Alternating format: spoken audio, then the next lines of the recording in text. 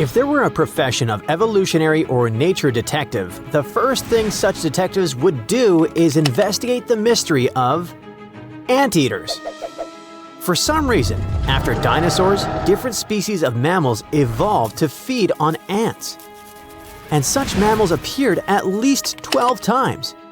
While investigating these mysteries, you will learn about new properties of evolution that will also understand what anteaters, pets, and crabs have in common. What? Yep, crabs play an important role in this detective story. So, scientists have recently conducted a large-scale study and found out that over the past 66 million years, different mammals have chosen a lifestyle where they only eat ants. At least 12 separate evolutionary lineages of mammals have adapted to this diet. From the point of view of evolution, there is a logic here. Ants are very nutritious. Most species of ants are harmless and non-venomous. They don't harm anyone and are constantly multiplying. They are an unlimited supply of nutrients.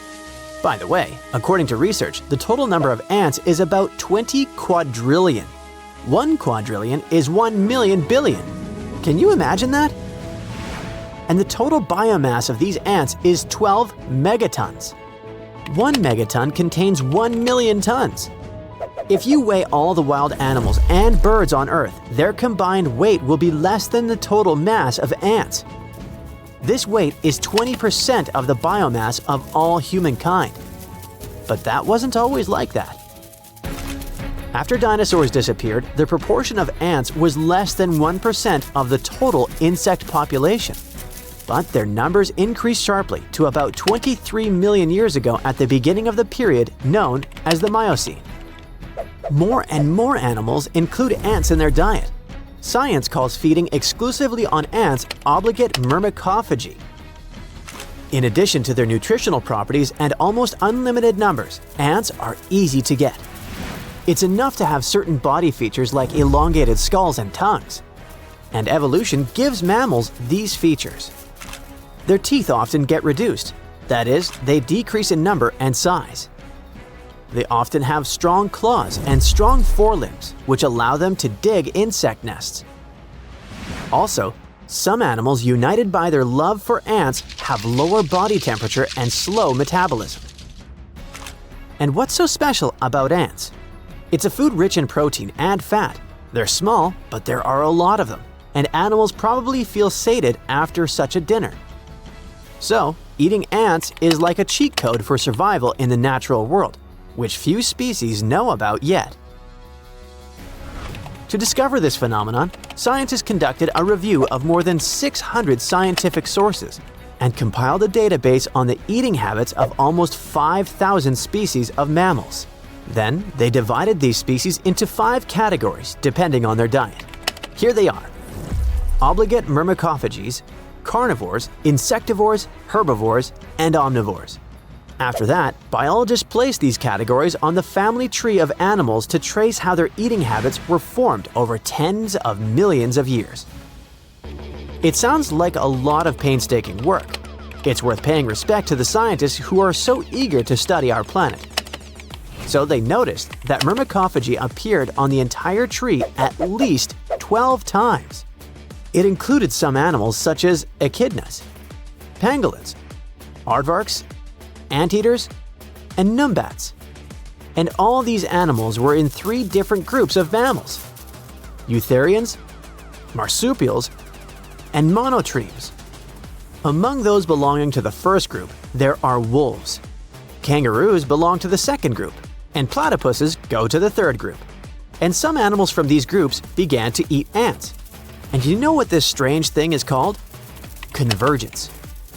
Convergent evolution is when completely different animal species have common physiological traits that help them solve similar problems and adapt to similar conditions. The opposite process is called divergence. This is when 2 creatures that share a common ancestor become less and less alike over time. For example, a white bear and a gray bear. Their habitats are different, so they've got different features. The white bear became carnivorous. The brown bear is an omnivore. Their sizes and coat colors are different. In addition, The white bear has unique paws that allow it to move on the ice. Convergent evolution is when a bat, a butterfly, and a bird have different ancestors, but in the process of evolution, they all developed wings. The most important thing is that some of you can watch convergent evolution right now at home. Look at pugs and Persian cats. Do you see any similarities? Two different animals, a cat and a dog. But why did they suddenly become so similar?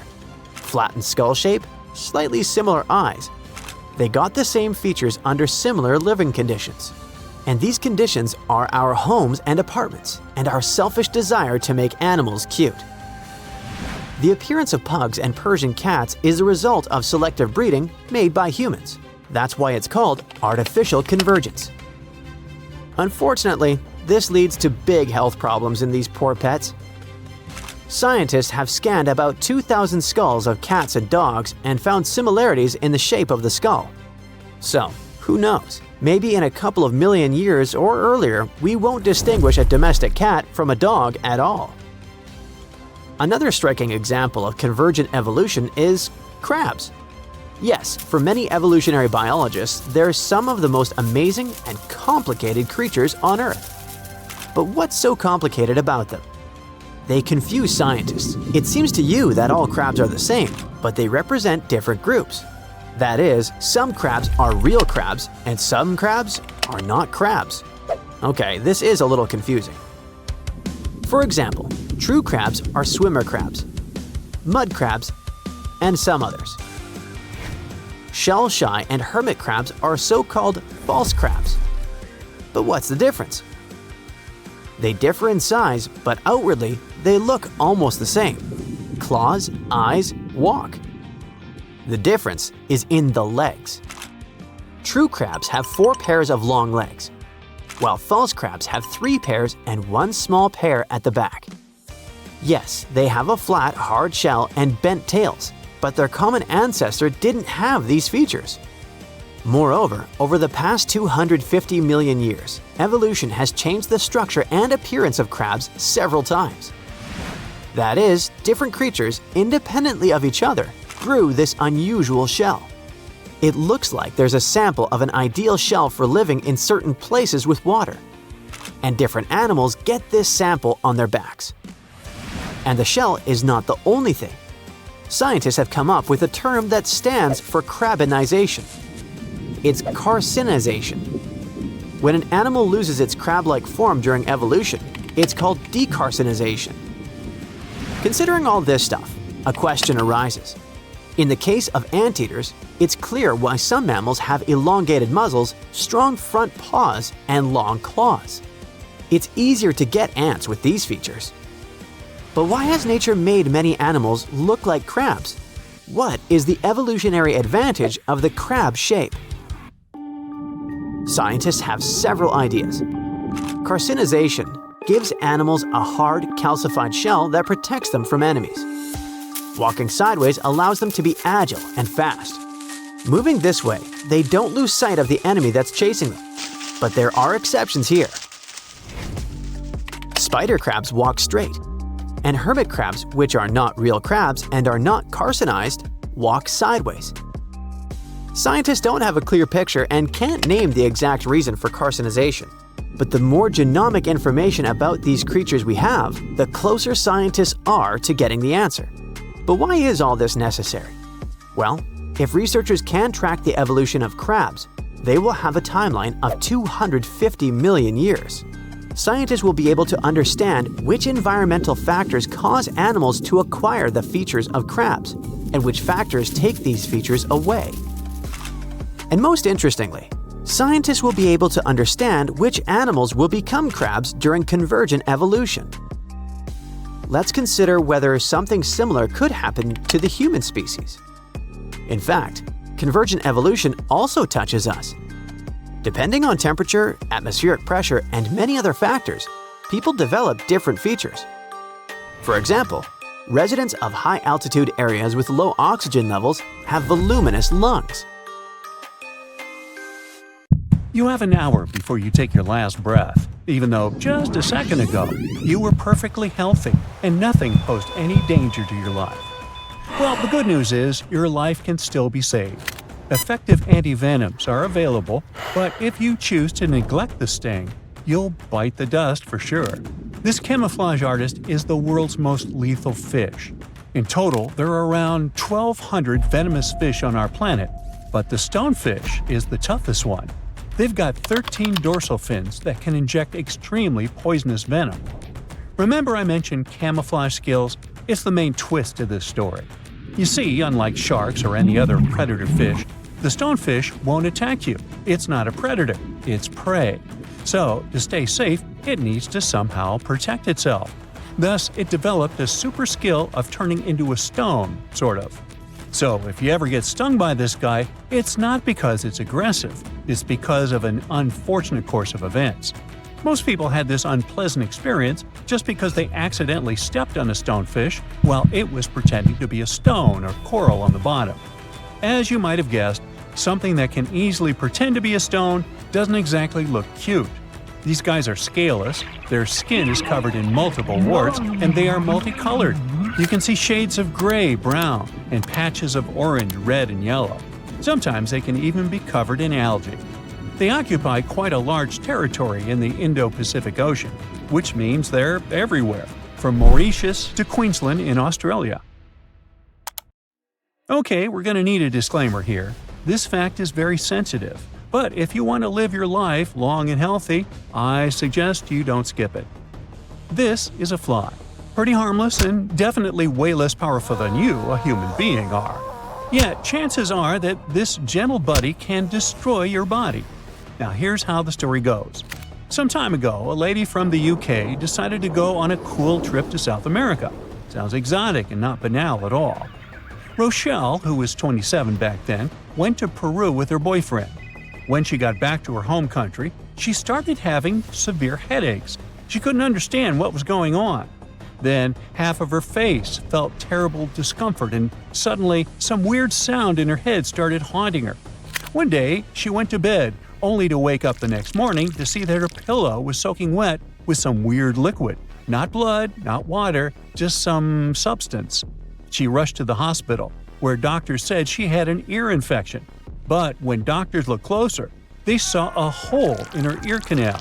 It was around half an inch big, but it was swarming with maggots. Yeah, ooh.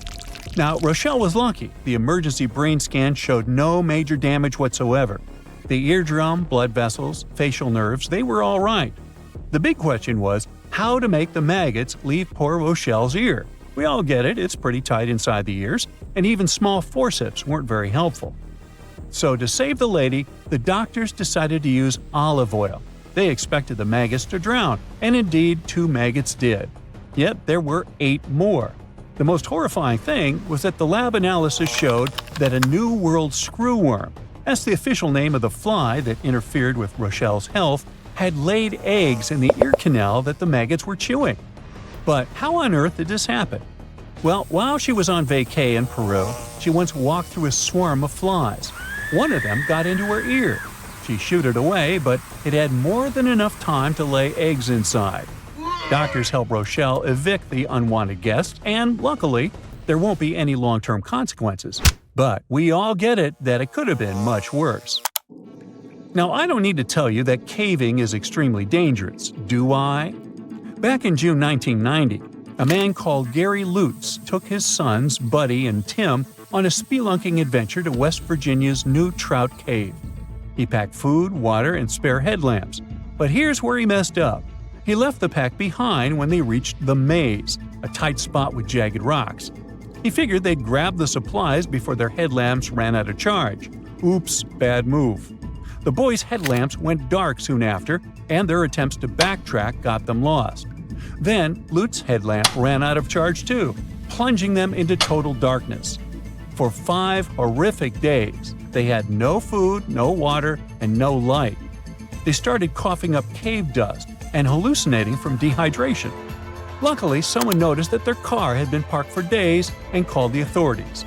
The rescue team pointed out that the family had broken the cardinal rules of caving. Always carry 3 sources of light each, and always tell someone where you're going and when you'll be back. Sadly, some tourists never go back from vacation. They become statistics. And some people sometimes have a narrow escape from the Grim Reaper without even knowing it. Just an example here. A tourist in Australia filmed themselves handling a super dangerous creature and uploaded the footage to Reddit. In the video, the tourist is holding a blue-ringed octopus, with Mandarin writing on the screen saying, "Such a beautiful octopus." After filming, they shake the octopus off their hand and luckily put it back into the water before it could sting them. The thing is, the blue-ringed octopus is one of the world's most dangerous marine animals. It packs enough venom to make 26 adults kick their buckets. The tourist had no clue how dangerous it was. People on Reddit were freaking out.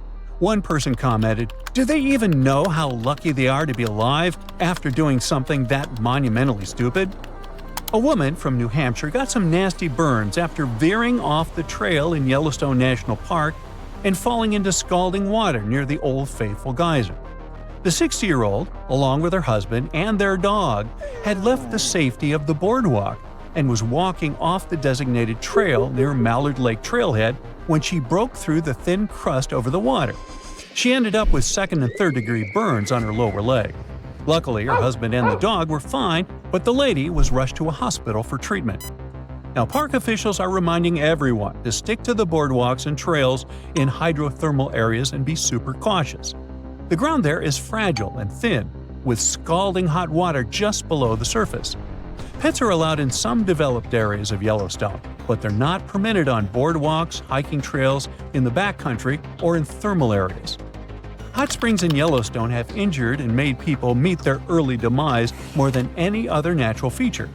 At least 22 people have passed away from hot spring-related injuries since 1890. Hey, what's cooking? Oh, it's you. Jumping off a bridge into a river filled with crocodiles. What could possibly go wrong? Turns out, a lot. One New Year's Eve, Australian tourist Aaron Langworthy decided to try bungee jumping off a bridge that connects Zimbabwe and Zambia, right near Victoria Falls. It's a 360-foot drop of pure adrenaline. But for Langworthy, things went sideways when her bungee cord snapped, sending her plunging into the Zambezi River, which is known to be home to plenty of crocodiles. Now, Erin herself says it was a miracle she survived. When she fell, she blacked out on impact and felt like she'd been slapped all over, but the cold water shocked her back to consciousness. Now, it's easy to judge tourists for taking risks like this, but bungee jumping has been a thing at this spot for over a decade, drawing more than 50,000 tourists each year and bringing in much-needed revenue for both Zimbabwe and Zambia. The authorities claim bungee jumping is safe. The probability of an accident like Aaron had is 1 in 500,000 jumps. So I think Aaron should go buy a lottery ticket. Hold on to your hat, my friend.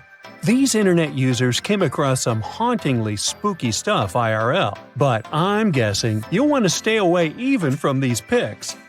Picture this. You're boarded and ready for takeoff in a huge Boeing jet. It's your first time on an airplane. You were scared, but people kept telling you it was safe. You've convinced yourself it would be alright when the pilot comes on the speaker with some disturbing news. Good morning, folks. Our flight has been canceled for safety reasons. It appears that a cloud of bees is hovering close to one of our wings, and we'll have to remove them before takeoff. I have to say, this is a first. I have to say, I'd like to get off, please. Now let's say you always take the long way to work. It's one of your favorite bits of the day because you can enjoy a peaceful walk surrounded by beautiful scenery. You're passing across a muddy pond area, like you normally do, when something strange catches your attention. What on earth could that be, you ask yourself? Apparently, it's a colony of reddish worms, just casually existing. I think my stomach just turned a little. Have you ever backpacked anywhere around the world?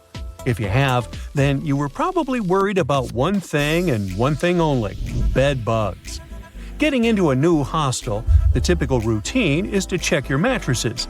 The worst thing is to sleep in a bed filled with these little creatures and then have to wash all your clothing the next morning just so you won't pass this around to other establishments. If you ask me, this appears like a bed bug and sci-fi beetle had a fight in this person's bed and this is what was left. Well, jokes aside, it reminds me of the remains of some bug. Which bug? I have no idea. I'd tell this woman and all hostile owners to use some kind of mattress protector, just so that backpackers all over the world can stop sweating so much over these tiny creatures. Now, you've just won an all-inclusive trip to Hawaii. Ah, the white sandy beaches and the amazing sunsets. You're happy to leave your fancy hotel and take long walks on the beach. But wait, what's that? It appears like a lobster shed its tail and the remains came floating all the way to the sand. But according to experts, that's not a lobster. They wouldn't shed just their tail. That appears to be some kind of isopod. Isopods are crustaceans that look somewhere between shrimps and lobsters. That's why you thought it was a lobster, huh? They also look like giant roly-polies. Do you know what these are? Someone had a roly-poly infestation in their house, and it does not look like something you want to have to deal with. Imagine spending your days hunting these tiny creatures all over your furniture. No thanks. Now, when I was a kid, I loved playing pranks on people. But I would be the first one to be completely spooked when someone played a prank on me. I'm guessing the person who ran into this thing on their office wall wasn't too pleasant. But hey, maybe it's karma, right? What goes around comes straight back around. Imagine it's a sunny Sunday morning and you went on a hike with your best friends. You hiked up a pretty steep mountain covered in knee-high vegetation. You know what that means, right? Bugs. The great thing about bugs is that they never cease to amaze you. There are endless varieties of extremely rare and never-before-seen bizarre bugs. The first one you met was this thing right here. It fell off your dog's back. It resembles a jackfruit seed mated with a spider, and this is what came out of that union. Hopefully, it's just a bizarre insect and not threatening in any way. Your sock also picked up a few buddies along the way. Look at the number of ticks your sock protected you from. The next time you go on a hike like this one, you should take some kind of bug repellent with you, but a strong and effective one. You know, like an ultrasonic repellent that disorients ticks, so they'll never find the way to your juicy socks. And speaking of bugs, quick test here to find out if you're the type of person that loves or loathes the great outdoors. Imagine it's early in the morning and you just woke up in a remote house found deep inside a forest.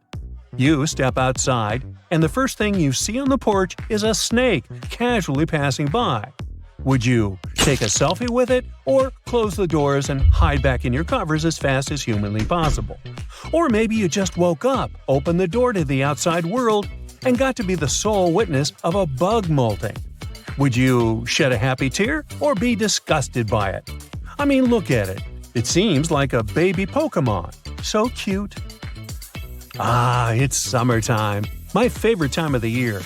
You can enjoy the pool until late in the evening and meet your friends and family for a Sunday outdoor picnic. But there's one thing that really annoys me: bees. Eating outdoors usually means having to share some of your juice or yummy food with a bunch of bees. If only some genius person invented something that kept bees away from our food, like some ultrasonic frequency we could blast on our speakers, or some kind of decoy nest that was more interesting to the bees than my picnic food. Oh, or maybe this. I guess this will do. Simple but effective. I'll try it out and tell you if it worked out for me. The best thing after a hard day's work is coming home. Except when you're welcomed by this thing. I mean, how did this spider even get here if you live in a city apartment miles away from any real greenery? That's a mystery I'll never solve. You take your 5-year-old to play in the local park. She's in a digging phase, so as soon as she gets there, she starts digging up the whole place like a Jack Russell Terrier. You watch her have buckets of fun when suddenly you spot a shiny blue thing crawling out of the hole. What on earth? You think to yourself. You grab it with a stick and it reveals itself. A centipede. You know, the things that burn you with their venomous legs. Best to put it back in the hole and move to another park. If you could choose any movie or TV series to live inside of, which one would you choose? Most likely some cozy rom-com, right? I'm guessing no one, or almost no one here, would choose to live life as a Last of Us character, right? But it seems to me like this person had a Joel moment, if you ask me. This thing crawling out of the forest floor is a fungus that imitates a human hand. I mean, does life imitate art, or is it really just one giant messy blob? Remember when we talked about backpackers? Well, this person had a similar problem as they do. Apparently, they took a bunch of clothes to wash and dry, and this is what the dryer filter looked like afterward. There are maybe 100 little buddies in there. Ooh. Out of curiosity, do you know why they're called bed bugs if they hide on the floor and not in your bed? They crawl up to someone's bed at nighttime because they can sense carbon dioxide emissions, also known as they can sense your breath. If this isn't a horror movie plot, I'm not sure what is. Where do I even start with this one? I'd say this piece was actually a prop from a Tim Burton movie that somehow got lost and ended up in your vegetable basket. It's supposed to be a yam, but it's shaped like Grinch's hand if he were white instead of green. Oh my. In my wildest dreams, I couldn't make this stuff up. The Heikegani crab lives off the coast of Japan and has a distinct pattern on its shell that looks like a human face. More specifically, the face of an angry samurai, hence the nickname the samurai crab. The scarlet-striped cleaning shrimp is a natural hitchhiker. It stands on the sea floor and waves its long antennae for fish and sea animals to go down and pick it up. Then it pays for the ride by cleaning the host from bacteria and plankton. Sea salps are often confused with jellyfish, although they're closer to Portuguese man-o'-war.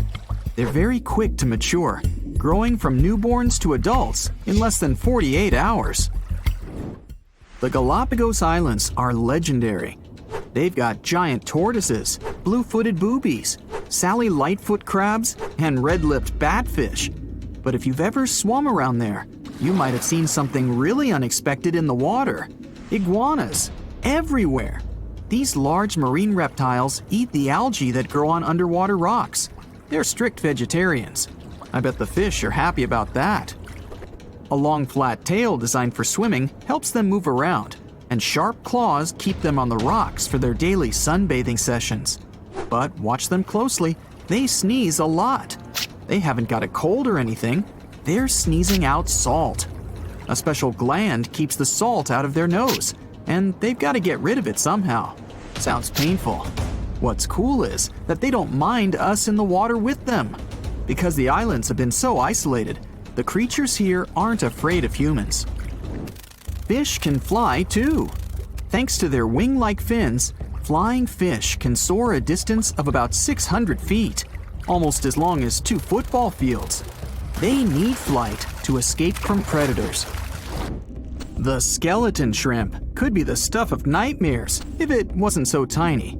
As it is, it looks like a stick insect, but almost completely transparent. This creature looks more like a fish from a horror movie than from Earth's oceans.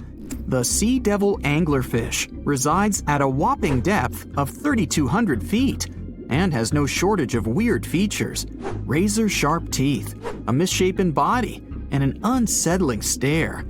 But perhaps the creepiest thing about the sea devil anglerfish is the way it catches its prey. It has a fishing rod-type appendage on its forehead that has a glowing light attached to the end to attract animals. Once these animals come close enough to the light, bam! They're captured by the sea devil's massive jaws. These guys are even capable of eating prey larger than they are, so their eyes aren't bigger than their stomachs. Starfish can cover their prey with their stomachs and eat it outside its body. Then, they simply bring their stomachs back inside. Well, that's handy. Their relatives, sea cucumbers, can do the same party trick, except that they leave part of their guts behind to scare their attacker. It's okay, the missing parts quickly grow back. Cockatoo squids, or glass squids, are a large genus whose members can reach quite impressive size. Yet, one thing they have in common is that their bodies are transparent, and the internal organs glow in the dark. Despite the hairy octopus looking like it's forgotten to comb its hair in the morning, it's actually its skin that's sticking in every direction. Other sea creatures have a harder time realizing where the octopus itself is this way, I guess. The hairy squat lobster lives in reefs, hiding from its enemies in crevices. If you're lucky to see it, you'll instantly notice the drastic difference between its whitish hairs and vibrant pink and violet claws. If you step on a sea urchin, you're gonna know right away. Look at those spikes. While they're not aggressive, they've got a great defense going against any creature that wants to eat them. Venomous spikes and a poisonous bite. Pick your poison, literally. They live in all the oceans of the world, so avoiding them is out of the question. They mostly hang out in shallow water, hiding in rock pools and reefs. So, unmindful people step on them a lot. The long venomous spikes of the urchin look like needles. They feel like them too. They can go in quite deep. Plus, they release a strong toxin. So, what's the cure? Remove the spikes quickly and wash with salt water. Sea turtles are constantly crying. They're not sad or anything. The weeping is only because they excrete excess salts from their body through their tears. Box jellyfish tentacles grow up to 10 feet long, and each tentacle has 5,000 stinging cells. Not bad for a creature that's mostly just water. Their venom is strong enough to paralyze anything they want to eat. Now, if you happen to get stung, it's going to hurt a lot. Its toxins contain proteins that affect the heart, skin cells, and even our nervous system. No wonder it's considered one of the most dangerous creatures on the planet. I wouldn't recommend using sunscreen, soda, coffee, or other older methods. They don't work. Your best bet is some good old-fashioned seawater. Looks like jellyfish are the rulers of the ocean, not sharks. The margin sea lizard isn't an actual lizard. It's a kind of sea slug that dwells close to the water surface. It swims upside down and somersaults to get food. And let's admit, it looks very cute. When some foreign object gets into an oyster's shell, be it a grain of sand, a parasite, or garbage, the thing irritates the mollusk's inner walls. Since the animal can't spit the item out, it envelops it in thin layers that separate from the body. These pearlescent layers accumulate until they form a round pearl. In the past, people believed that pearls were the tears of mermaids. Now we know they're just some decorated debris. Dolphins have highly developed communication. They call each other by name. Each dolphin responds to a specific sound. Mostly they say, "Stop calling me Flipper." The orca is the largest of dolphin species, and they actually have different cultures. Two orcas from different social groups won't even understand each other's language. They're the only animal known to do this. I wonder if they developed any Google Translate for dolphins. The banded shrimp, or banded boxing shrimp, was really aptly named. It's got bands of color all over its body, and always stands in a boxer-like, ready-to-strike pose. The brown-lined paper bubble is another sea slug, and it definitely looks like one. It's got a special ability, though. It can quickly burrow holes in the sea floor, hiding from enemies inside them. The snakefish, as the name implies, looks a lot like a snake, but it has a very distinctive feature. It can walk on its fins. Thanks to this peculiarity, it easily crawls from one waterbed to another, choosing habitats more to its liking. On the way, a snakefish can get hungry, for sure, so it often munches on small birds and rodents. It can grow quite big, though, and hunt even larger animals. How much weirder can it get than to walk through the woods and suddenly see a huge and toothy fish stalking some rabbit? The alligator snapping turtle catches its prey by going fishing. Its tongue looks like a worm, and the turtle waits with its mouth wide open at the bottom of a stream, lake, or pond until some unsuspecting fish takes the bait. Then, snap! The jaws come together faster than the blink of an eye, and dinner is served. The mossy jellyfish is normally invisible in the dark abyss where it dwells, but when exposed to light, it will reflect it and shine beautifully. The black swallower might be small, but make no mistake, it could easily gulp down your favorite puppy. It can open its mouth extremely wide, allowing it to swallow prey twice its size.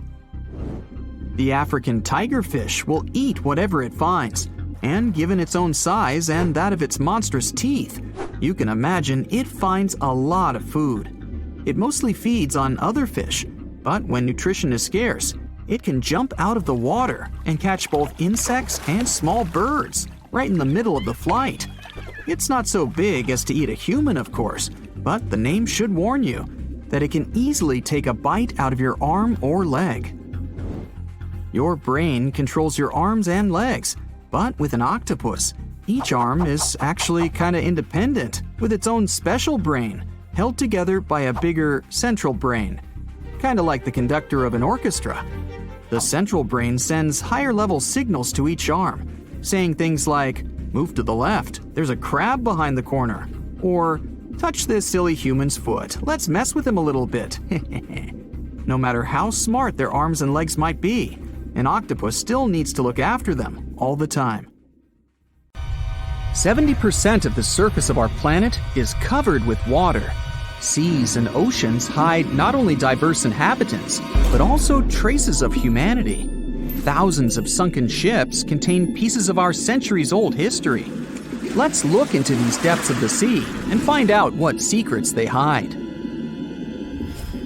So, imagine you dive into the seabed and find there, no, it's not the wreckage of a pirate ship of the 16th century. We've seen it many times in many documentary shows and read about it in books, and it's not attractive now.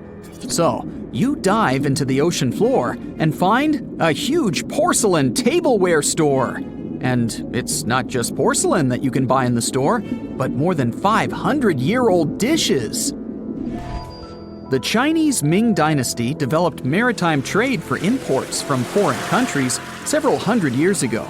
One ship didn't survive a sea storm and sank somewhere on the northwestern slope of the South China Sea. There, scuba divers discovered a sunken ship with valuable cargo on board. Thousands of porcelain cups, plates, and jugs with beautiful painted patterns lay among algae and sea sand. Experts counted all the items and claimed the ship carried about 100,000 items, but not all of them ended up in the cargo hold. Valuable items were scattered over hundreds of thousands of square feet. A similar case occurred in the Mediterranean Sea. One guy was diving off the coast of Israel and accidentally discovered the oldest sunken sea cargo in the eastern Mediterranean. Pieces of marble sculptures and structures lay on the seabed among the wreckage. They were so ancient that they got covered with algae and became part of the underwater landscape. Another unusual find was discovered in the deep water ridge of the Pacific Ocean, north of the Hawaiian Islands, in one of the largest marine reserves in the world. A research vessel sailed along the seabed and discovered a road. Part of the bottom was covered with yellow brick tiles. It was also like the tile used to cover a swimming pool. The researchers conducted an expedition in this unknown place and posted videos online. They went down to a depth of about 1.8 miles and noticed a strange track on the bottom made of yellow bricks. One of the guys jokingly said that it was the road to Atlantis. In fact, the road led nowhere. And it wasn't made by humans. Nature created this unusual landscape. The place with stone tiles was at the bottom of the lake, located at the top of an underwater mountain. Perhaps once upon a time, it was a volcano. Magma heated the surface, and cracks appeared on the ground. The lines of cracks made the solid surface look like a brick road. Okay, how about something more mysterious? 20 years ago, a Norwegian research vessel discovered strange holes in the seabed in the middle of the Atlantic Ocean. Then, already in 2022, Other researchers found something similar, but at the bottom of the Pacific Ocean. Scientists discovered about 200 holes in 3 different places at a depth of about 2 miles. The holes were arranged in several rows, and a tunnel was under each. But where did it lead? To find out, you first need to find out who made these holes. Scientists studied animals that live at such a depth under enormous pressure. Imagine the weight of several dozen elephants pressed on a small area the size of a palm. That's about the pressure exerted by water in these depths. But still, some marine life has been able to adapt to such conditions. Scientists have seen sea urchins and worms, and even some big fish, but none of them made these mysterious holes. They saw a strange creature with a white and pink-hued body inside one of the holes. It was an amphipod, one of the crustacean family's representatives. Scientists caught it and did a little research. This little crayfish was digging a tunnel with its long claws. It used it as a home to hide and shelter its offspring. Or the small crustacean was digging tunnels in search of food. There's a place in the ocean where many remnants of ships lie on the seabed. And not sailing ships, but the space ones. This place is located in the South Pacific Ocean and is called Point Nemo. This is the most remote place from land on our planet. The nearest island is over 1,000 miles away from here. There's only a boundless ocean and complete loneliness. You won't even meet fish and other marine life here. The place receives little nutrients from the world's oceans because undercurrent and wind almost don't reach this area. There are different microorganisms in Point Nemo, but it's not why we're here. The reason is fireballs that fall from the sky into the water sometimes. And they're not meteorites, but some pieces of space rockets, ships, or satellites that failed. Point Nemo is an ocean desert, so space debris can't harm anyone here. Even if some heavy object provokes a giant wave, it won't reach the nearest land as it will lose all power in the water. Some archaeologists believe the oldest city in the world is about 9,500 years old. But you won't find it on land because it lies on the seabed in the Gulf of Cambay off the coast of India. Scientists have found many ancient artifacts, such as sculptures, furniture, and other interior items. They analyzed a piece of wood found there and determined it was over 9,000 years old. Scientists are still trying to determine what kind of city it was and when it existed. Tutankhamun's tomb is a well-known archaeological find.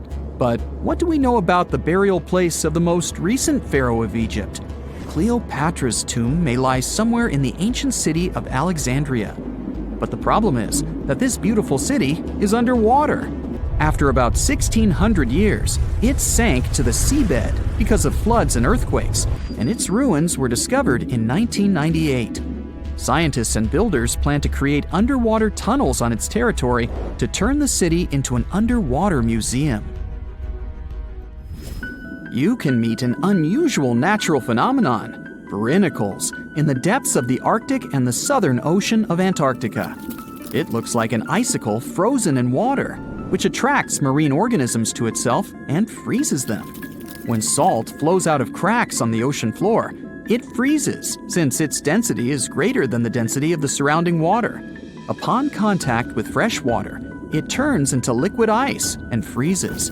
Starfish, hedgehogs, and crustaceans were stuck there as this salt froze them. Famous Stonehenge has a double underwater. At the bottom of Lake Michigan, at a depth of about 40 feet, scientists found several rectangular stones arranged in a circle, just like the famous ancient monument of England. On one of the stones, scientists noticed something similar to the image of a mastodon, an elephant-like animal that became extinct more than 10,000 years ago. Despite the apparent similarities with Stonehenge, some scientists believe that nature could make this monument. In 2012, Scientists found a strange object similar to an extraterrestrial spacecraft on the Baltic Lake floor. This stone object had tunnels and staircases around it.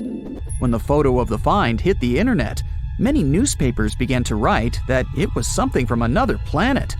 But scientists analyzed the artifact and said there was nothing extraterrestrial in it. It was a natural rock formation, but no one knows how nature could do such a thing. Look at this pretty creature. It looks cute and totally harmless. But you should know that appearances are deceptive, and the blue-ringed octopus is an extremely venomous species of octopus. In fact, they are one of the world's most venomous marine animals. These creatures are found in tide pools and coral reefs.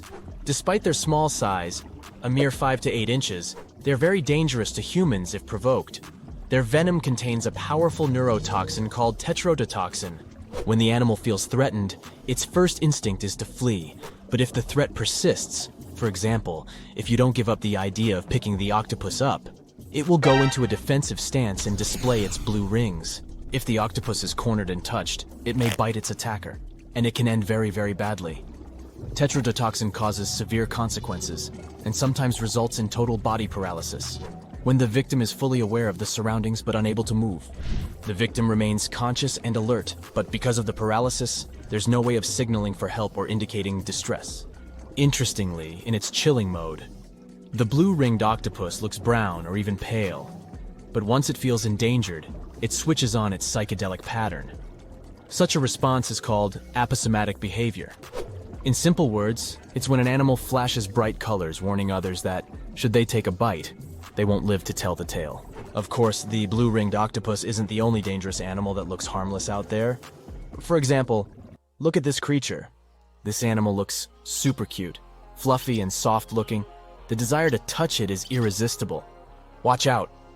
The sting of the hairy caterpillar can pack a serious punch. It's called the puss moth caterpillar, or asp. Hidden among that luxurious fur, there are venom spines equipped with stinging cells like jellyfish. People react very differently to caterpillar toxins.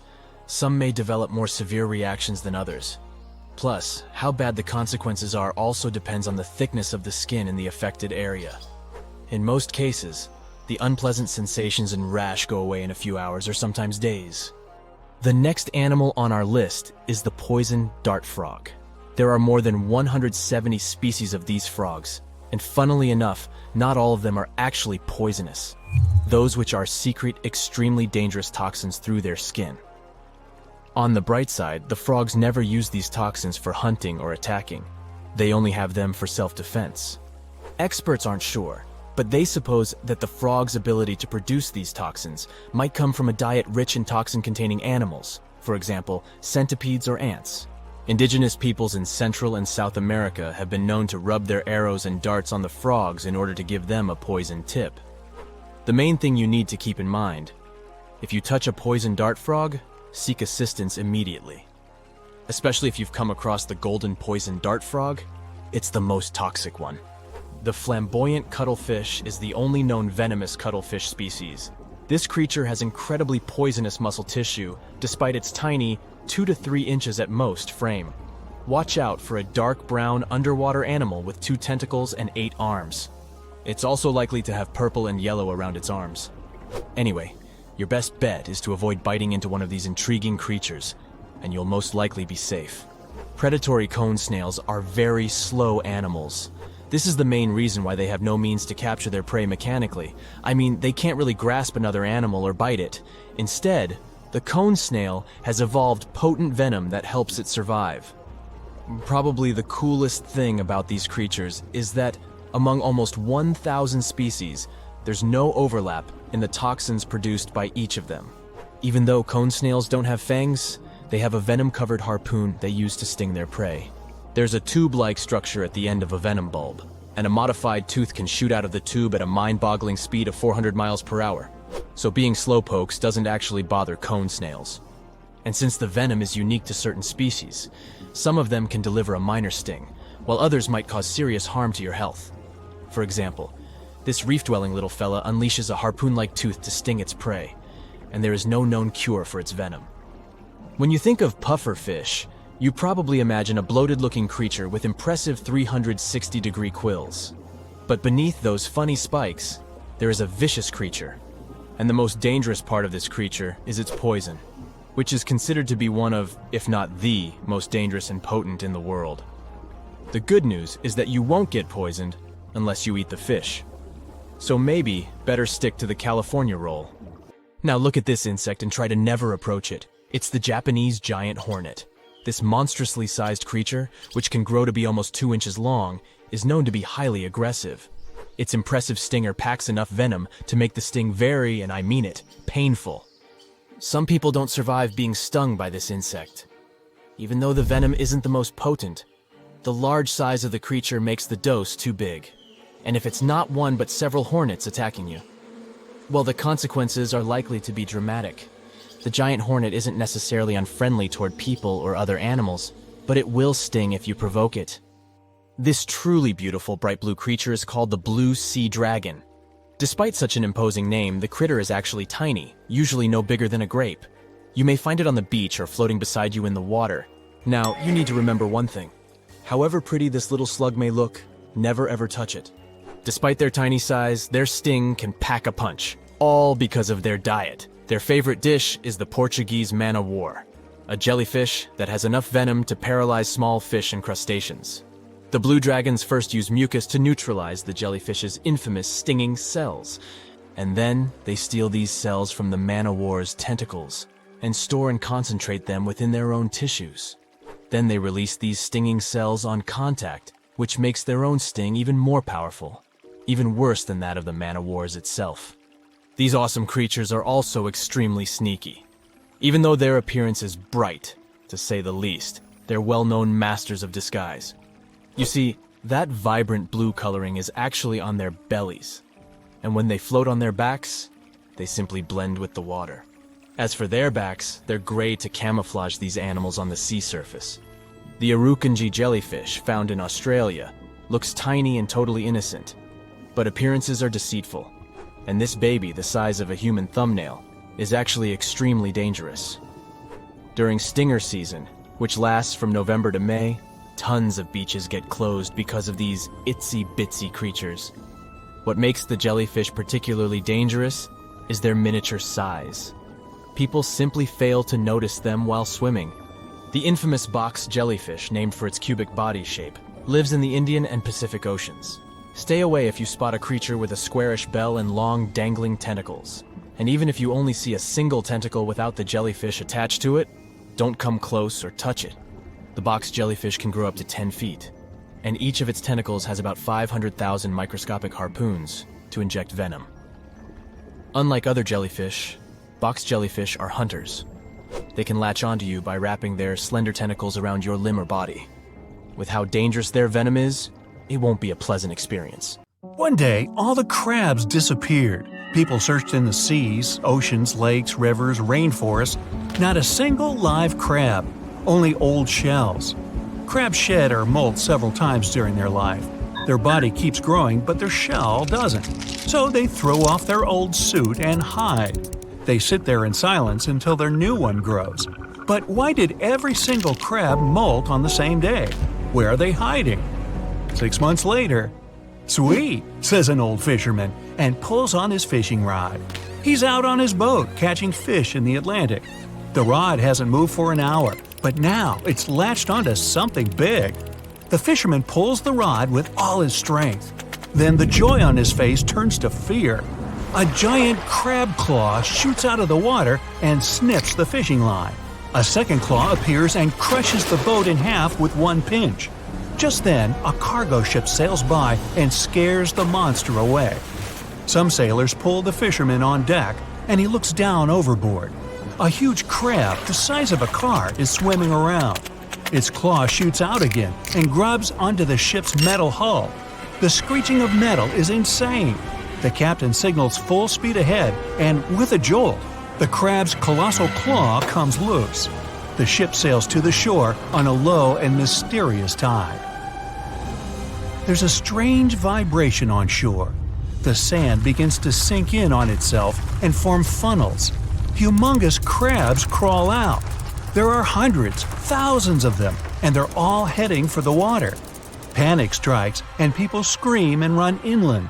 While they flee, some people video the madness. It goes viral. But they're not alone. People everywhere are coming face to face with these monsters. No one knows what's going on. Crabs dig burrows when they molt.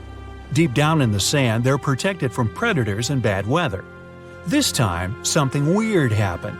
They hid way deeper than ever before, so they had more time to grow.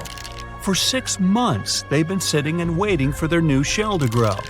Now they're out, and they only want one thing: food. Most crabs eat fish, alive and not, snails, and even other crabs, anything that gets in their way. They love fights and are naturally aggressive. But now that they're massive, small shellfish and algae are just not enough. A big fish would be delicious, but they can't catch them because crabs don't swim well. But on land, they move pretty quickly. The big fish are safe, but what about the rest of us? One day later, thousands of eyes come out of the water, like 1,000 submarine periscopes. Crabs have excellent vision, and they can spot a potential meal from far away. Their eyes can distinguish between houses and moving objects, cars, and people. Thousands of pairs of sharp, snapping claws emerge from the water and head for the city. There's chaos on the street. Crabs are running around, cutting down electric poles, overturning cars, and smashing glass. Everyone rushes off the street and heads for a narrow alley. A crab cuts off their escape. It eyes its prey, but it looks like the alley's too narrow. Phew, the people are safe. Not. The crab turns sideways and squeezes into the alley. It's hungry, and it starts snapping its claws. They're blocked in on all sides. The crabs are everywhere. The only way is up. People scramble up the fire escape to the roof. The crabs try to follow, but everything they grab onto, trees, even the metal fire escape, crushes under their enormous weight. The crabs are left looking up, hungry. Up on the roof, people watch as crabs destroy their city. Humans hunker down in their homes, but that doesn't stop the crabs. They break down doors and walls. Everyone gathers on the roofs, looking up to the sky for help. Helicopters finally arrive and evacuate the city.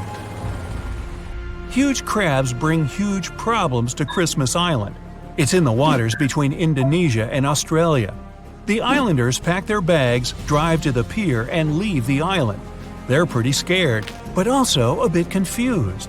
Once the last human's gone, the island gets quiet. But there still aren't any crabs. What's going on?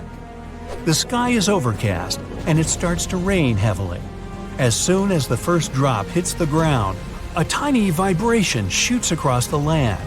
The rainforest in the middle of the island starts to change shape. Trees fall and the earth shakes.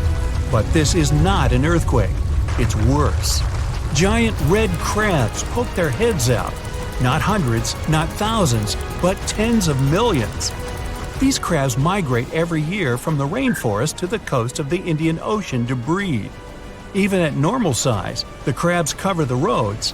They look like a long red river. The migration lasts about 3 weeks. But now that these crabs are so big, they cover almost half the island. They demolish trees, cars, houses, everything in their path. Then, just like that, they disappear into the Indian Ocean. It looks like a typhoon swept over the whole island. Crab hunters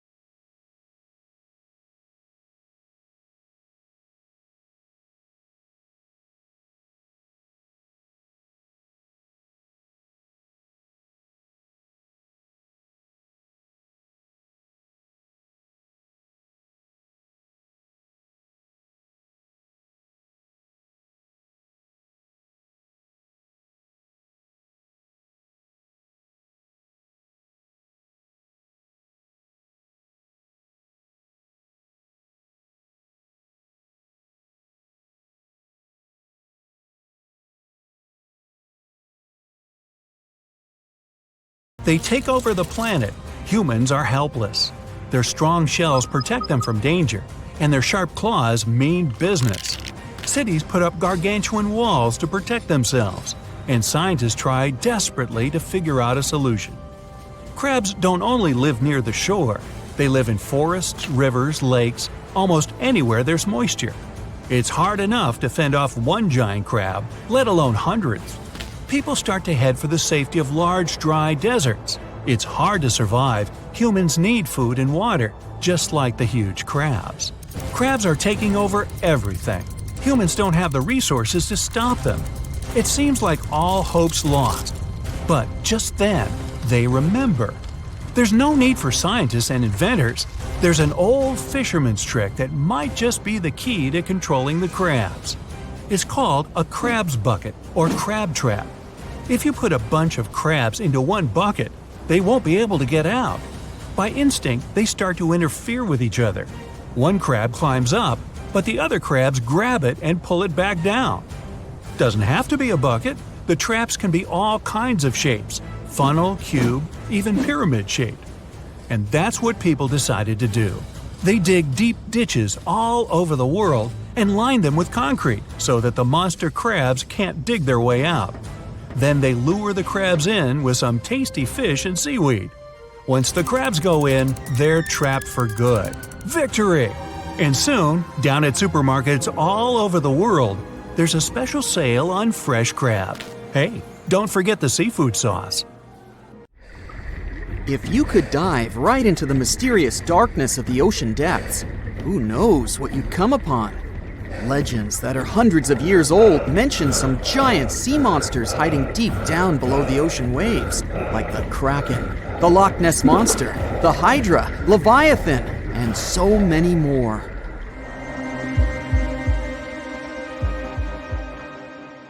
Okay, no one has ever seen such monsters, but there are still weird and unusually big sea spiders, squid, worms, and many other animals that grew way more than we'd expected. Take a look at the colossal squid from sub-Antarctic waters. It's around 14 times longer than the arrow squid that lives near New Zealand. And deep down in the Pacific Ocean, there's a sea sponge as big as a minivan. Oceans contain about 96.5% of all water on our planet. Up to 80% of all life on Earth we've discovered is under the oceanic waves. We haven't explored, mapped, or even seen more than 80% of the ocean. In fact, we've mapped Mars better than we have the ocean bottom. The pressure down there is insane, and it would make you feel like you're holding up almost 50 jumbo jets. And temperatures at such depths are extremely low. Conditions deep below the oceanic surface are harsh, so creatures that live there need to adjust. That's why many of them grew very, very big to survive. Creatures that live in cold, dark depths are so big because of a phenomenon called deep sea gigantism. The deeper you go below the oceanic surface, the less sunlight there is. That's why the temperatures drastically fall. The result of this is increased cell size and longer life of creatures. Also, these creatures don't have as much oxygen as the marine animals that live in shallower parts, and their food sources are minimal. Much of the food they get comes from shallower waters, and only a little bit trickles down to the deeper parts. And when there's not enough food, being large is an advantage. Larger creatures can move farther and faster to find something to eat. Their metabolism works slower. They don't digest the food that fast, so they can store food and conserve energy for hard times when they can't find anything to eat. They don't need to regulate their body temperature either, which also helps them save some energy, which they can then transfer to other body processes. They mature more slowly and later than those living in shallow waters. The majority of fish species that dwell in deep waters live 30 years or even more. Orange ruffy fish, on the other hand, live up to 150 years. This fella grows 24 feet in length and weighs up to 1.5 tons. But it grows to be so big for centuries.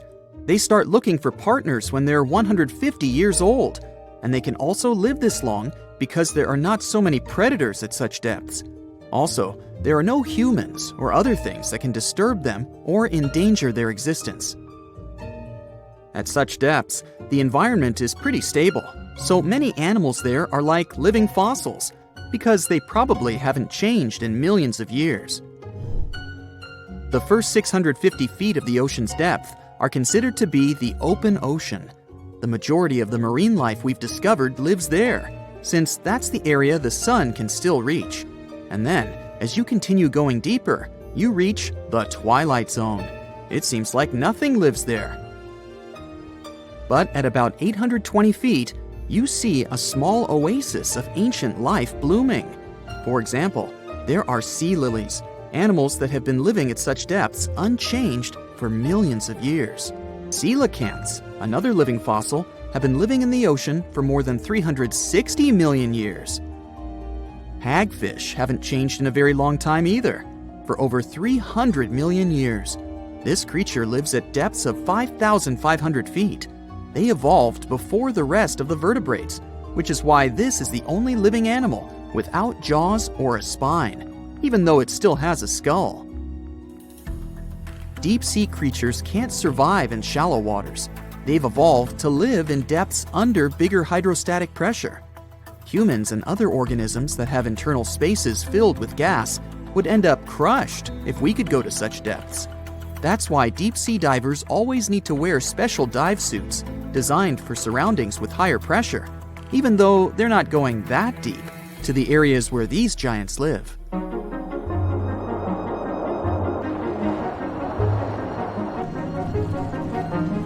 But near Antarctica, you can see gigantism way closer to the surface, like giant sponges, sea slugs, sea spiders the size of a dinner plate, worms, and even some enormous single-celled organisms. They all tend to chill in shallower waters. Scientists are not sure why exactly, but they think it could have something to do with oxygen. Giant species use just a little oxygen, and the waters around Antarctica are pretty rich in it, which means there's hardly any limit to these animals growing bigger and bigger. Back to deep-sea creatures. As mentioned, they had to adjust to strong pressure, so they almost don't have any air gaps in their body at all. They're mostly water-based, and since water is incompressible, which means it's not something you can compress, it helps them stay unaffected at such high pressure. But because of all that, if they were to go up towards the surface, they'd probably swell up, maybe even explode. Just look at the blobfish, the one that takes the title of the ugliest animal in the world. It looks normal deep down below the surface, where its natural habitat is. But when it gets up to the surface, where the pressure is 120 times lower, it changes its shape.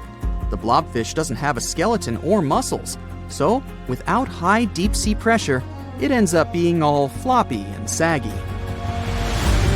The dark oceanic depths are not just scary to watch, but to listen to as well.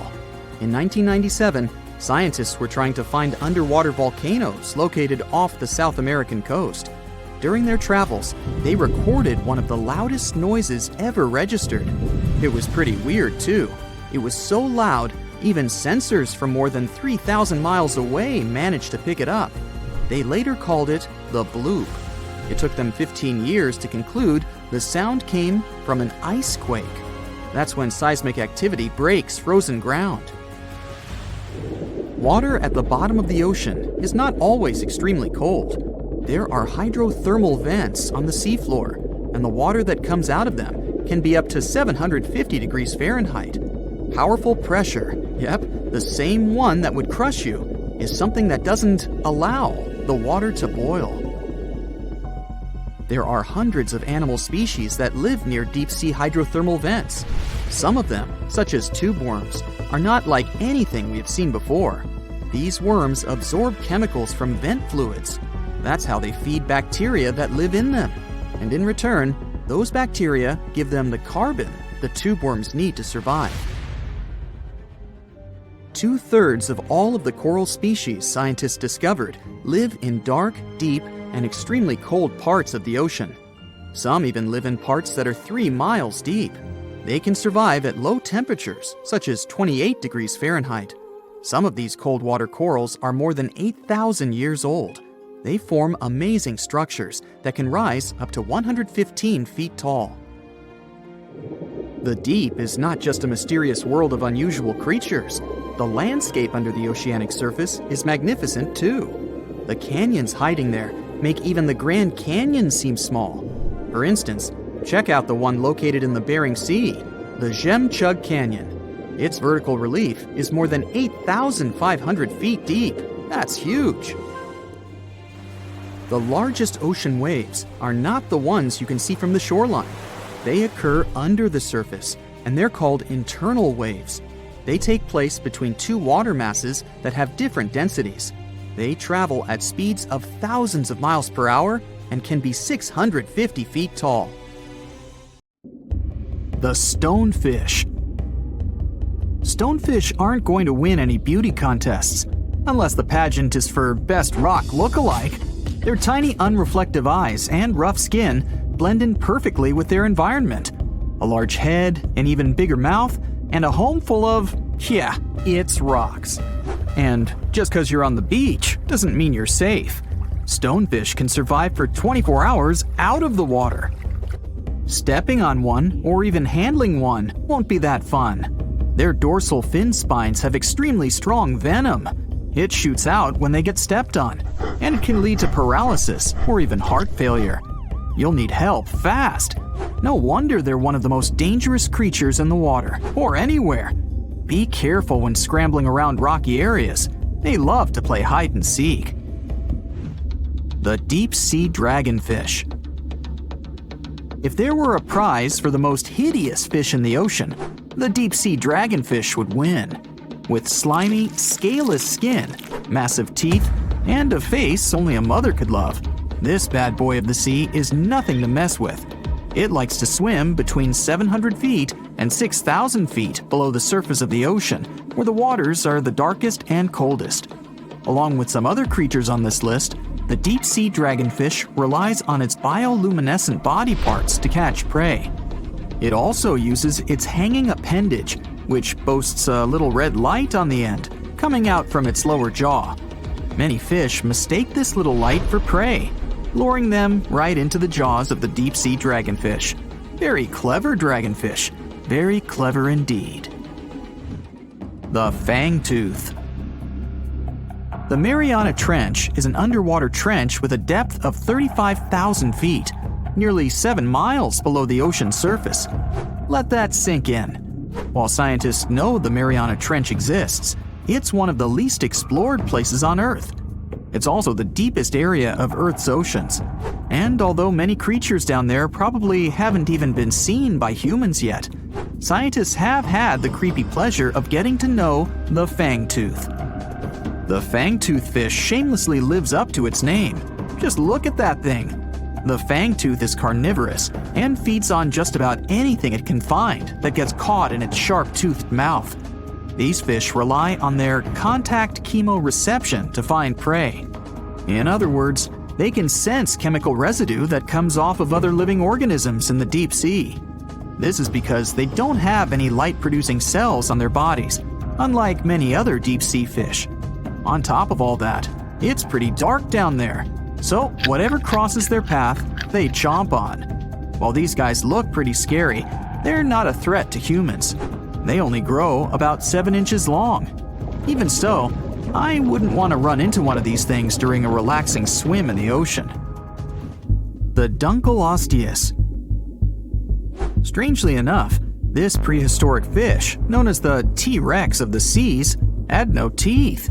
Those were replaced with bony plates that allowed it to have the strongest bite among other monsters of its size.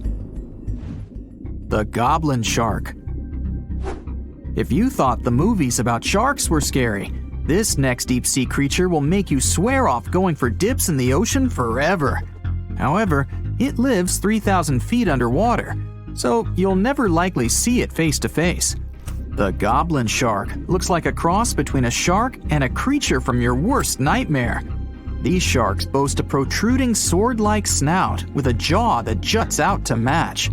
Unlike other sharks that have more of a gray hue, this creepy thing looks not so pretty and pink. Aside from their scary demeanor, What do scientists really know about the goblin shark? Well, not much, except that they can grow up to 18 feet in length. Looks like there's still a lot to learn about these guys, if you dare to. By the way, did you know that sharks don't sleep? Many species have to keep water moving over their gills to get oxygen, so they can't fall into a deep sleep like we do. That's why they stay half awake during rest. Typically, sharks don't even close their eyes. The cookie cutter shark. This shark is a living horror, with lower teeth being big and sharp, while the upper ones are much smaller. When its teeth fall off, the shark eats them to maintain calcium levels. Pretty smart solution for a shark. The frilled shark. Studying the frilled shark is like looking through a portal back to prehistoric times. That's because scientists think that these eel-like sharks haven't changed much since their oldest ancestors roamed the deep sea waters, so they're sometimes referred to as living fossils. These sharks' mouths are filled with a terrifying 25 rows of backward-facing sharp teeth, 300 in total. They're designed to grasp prey and hold them tight so they can't get away, according to early studies of the shark conducted in 1884 and published in the Bulletin of the Essex Institute. Luckily for swimmers, the frilled sharks live between 390 feet and 4,200 feet below the ocean's surface, so they'll probably never run into them. Probably. This is probably the worst nightmare of any dentist. The northern stargazer. Take a look at this cutie. The northern stargazer is definitely not something you'd wish to see on the ocean floor. This horrid creature hides its body under the sand, leaving its face above to wait for prey. The tasseled wobbegong. Here's another carpet shark on our list. It lies low on the bottom of the sea and patiently waits for its prey to come by. The Australian ghost shark. The Australian ghost shark isn't really even a shark, but a very bony fish. It's also a living fossil. It hasn't changed within the last 400 million years. Believe it or not, sharks and humans have a common ancestor that lived around 440 million years ago. Even though we both evolved in our own way, there are still some signs of that connection. For example, the genome of an elephant shark is very similar to humans. The Leopleurodon. This list of terrifying creatures would be incomplete without mentioning the terrifying and prehistoric Leopleurodon. This carnivorous marine reptile existed during the Colovian stage of the Middle Jurassic era and ruled the waters at 9 feet in length.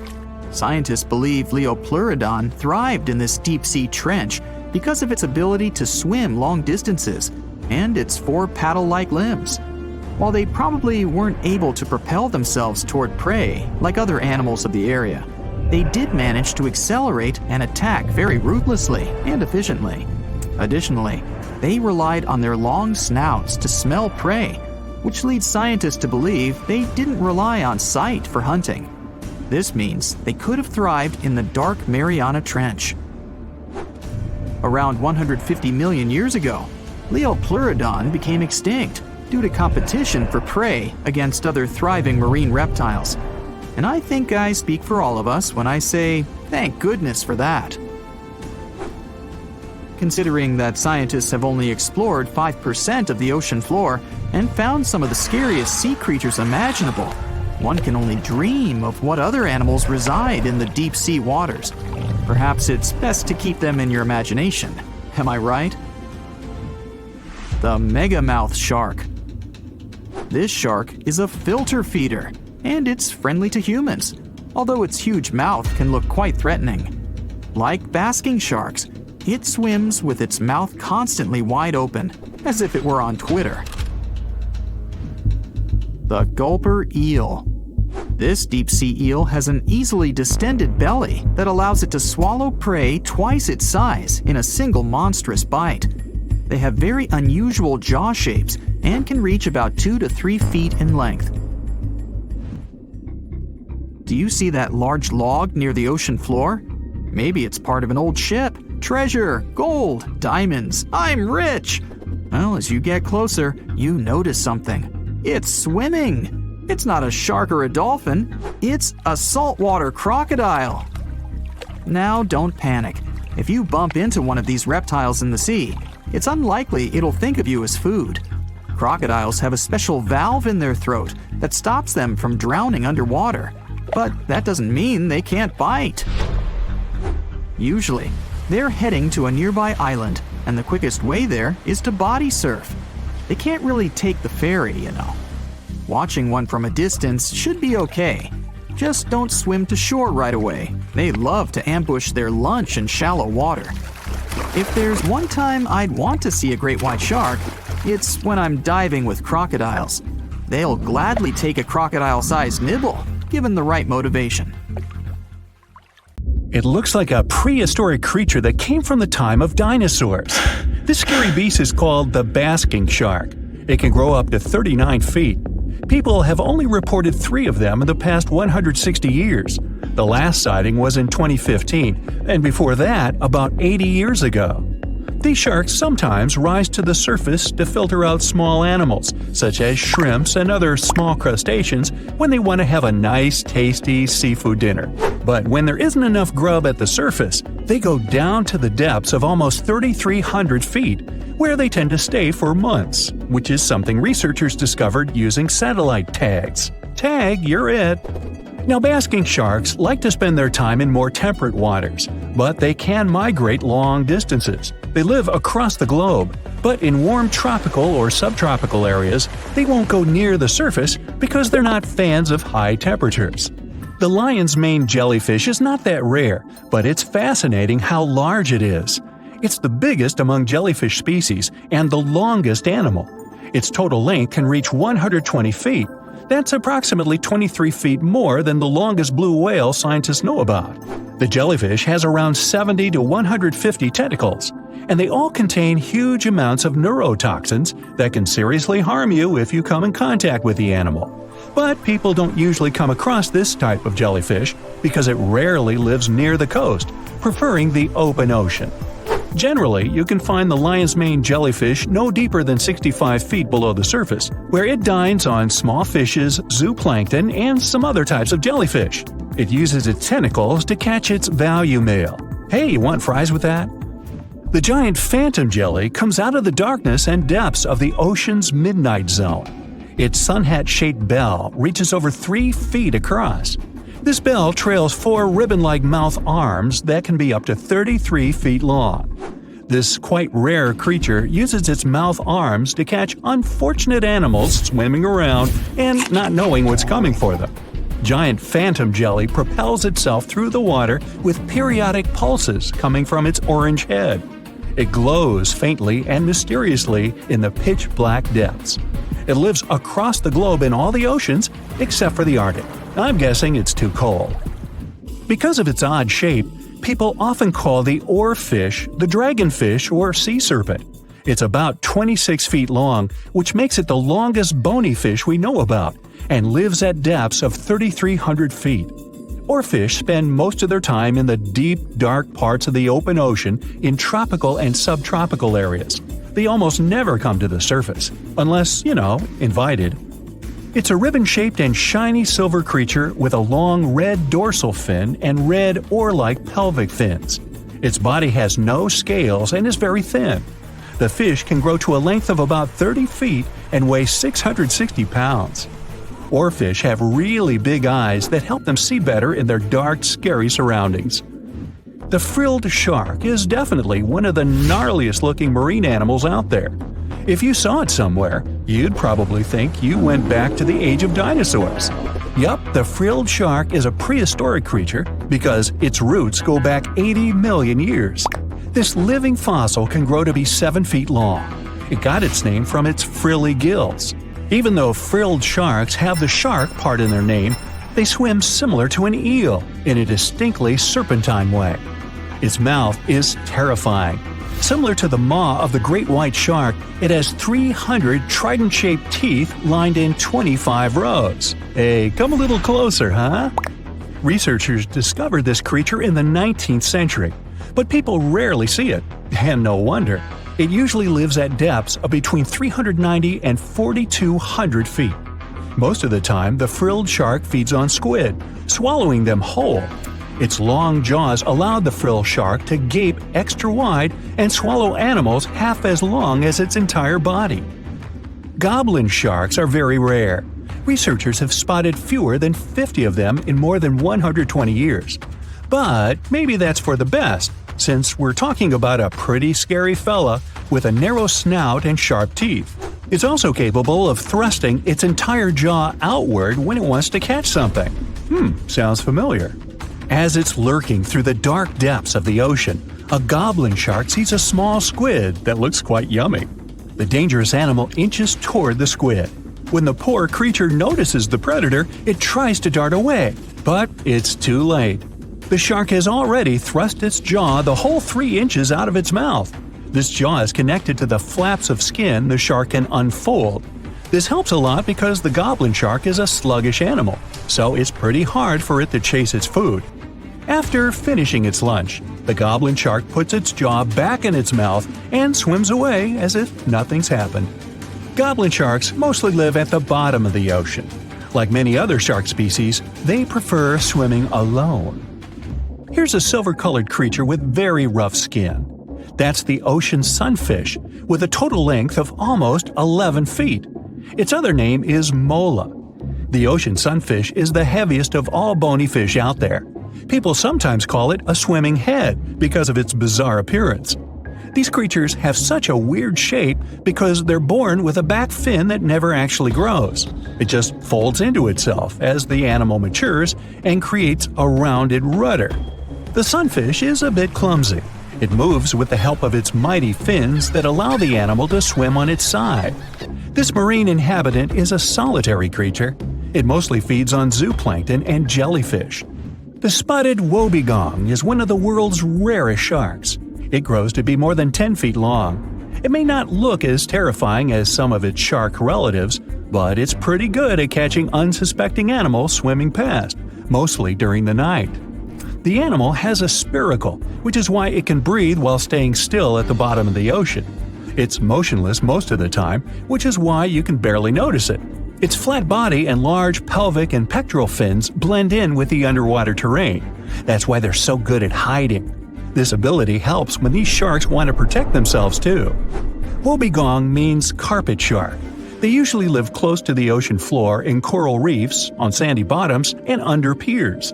People have even spotted the shark in the water that is barely deep enough to cover its flattened body.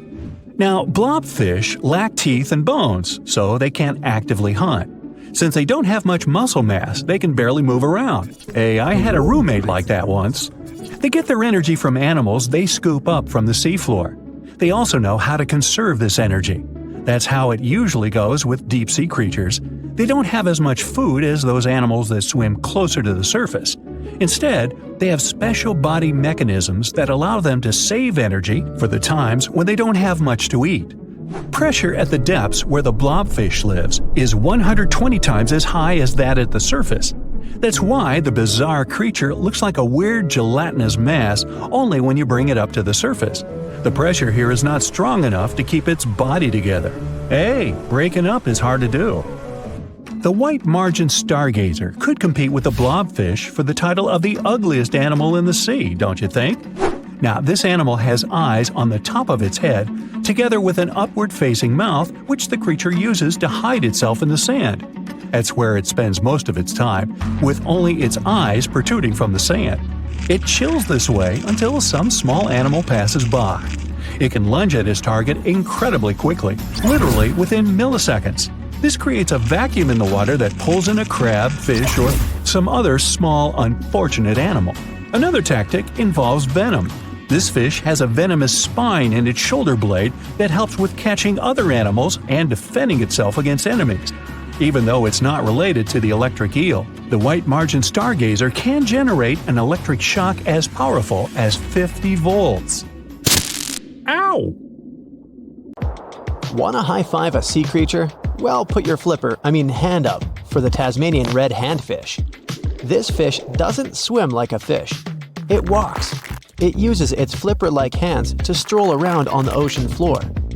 These bottom walkers are disturbed by swimmers and boats a lot. Some people even want to take them home as pets. I think it's better to just give them a wave and swim on by. The vampire squid. Its species name is Vampiroteuthis infernales, which translates to vampire squid from hell. Oh yes, this vampire squid means to terrify everyone with its name, its dark red color, its spikes at the bottom, and the scary fact that it can basically turn itself inside out. The vampire squid loves putting on a good show, but it's as harmless as a kitten is to humans. It's as if Dracula scared the pants off you, but he didn't have blood-sucking fangs. The vampire squid feeds on food particles from plants and animal matter floating near the ocean's surface. Since they're not predators, they need good defensive strategies, and their vampiric look is designed to ward off large creatures who want to eat them. Turning themselves inside out is a defensive mechanism since the spiky areas in the inner skin are more intimidating.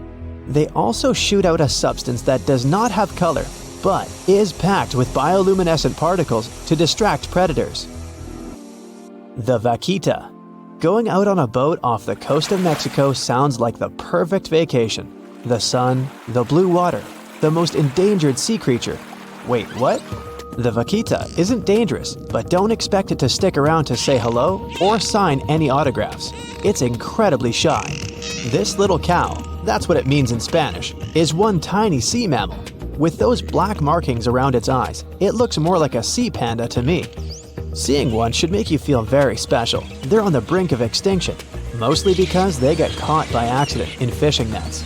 It's estimated that there's only 10 left in the wild. The blue dragon. This little creature looks like something out of a kid's fantasy movie. It's called the blue glaucus, casually referred to as the blue dragon or blue angel. It can be found in many places, the Atlantic, Pacific, and Indian Oceans. It's kind of a mollusk and it only grows to be about an inch long. What you think is the back is actually the mollusk's bright underbelly. It regularly floats on its back so that its blue colors help it camouflage with the water's waves. The blue dragon isn't just pretty, it's also smart. It usually feasts on Portuguese man-o'-wars, also known as Physalia physalis. The blue dragon stores their stinging cells for later use, in essence, stealing their defensive mechanisms. When the blue dragon is threatened, it releases those stinging cells it stored, directing them at an enemy to sting them with more power than the Portuguese man-o'-war would have been capable of. As they can store a huge amount of stinging cells, they can be a threat to humans. So, if you find one, don't pick it up. It's best to admire it from a distance. The barrel-eye fish. If you ever wanted to have Superman's X-ray vision, looking at the barrel-eye fish will make you feel like you gained that superpower at some point in your life without even realizing it. The barrel eye has a transparent head, so you can see how their eyes and brain look inside. This magnificent creature lives in the deep sea. This is the lowest level of the ocean, where strange creatures roam in near-freezing temperatures and constant darkness. They're exposed to water's pressure that's almost 1,000 times that of the surface.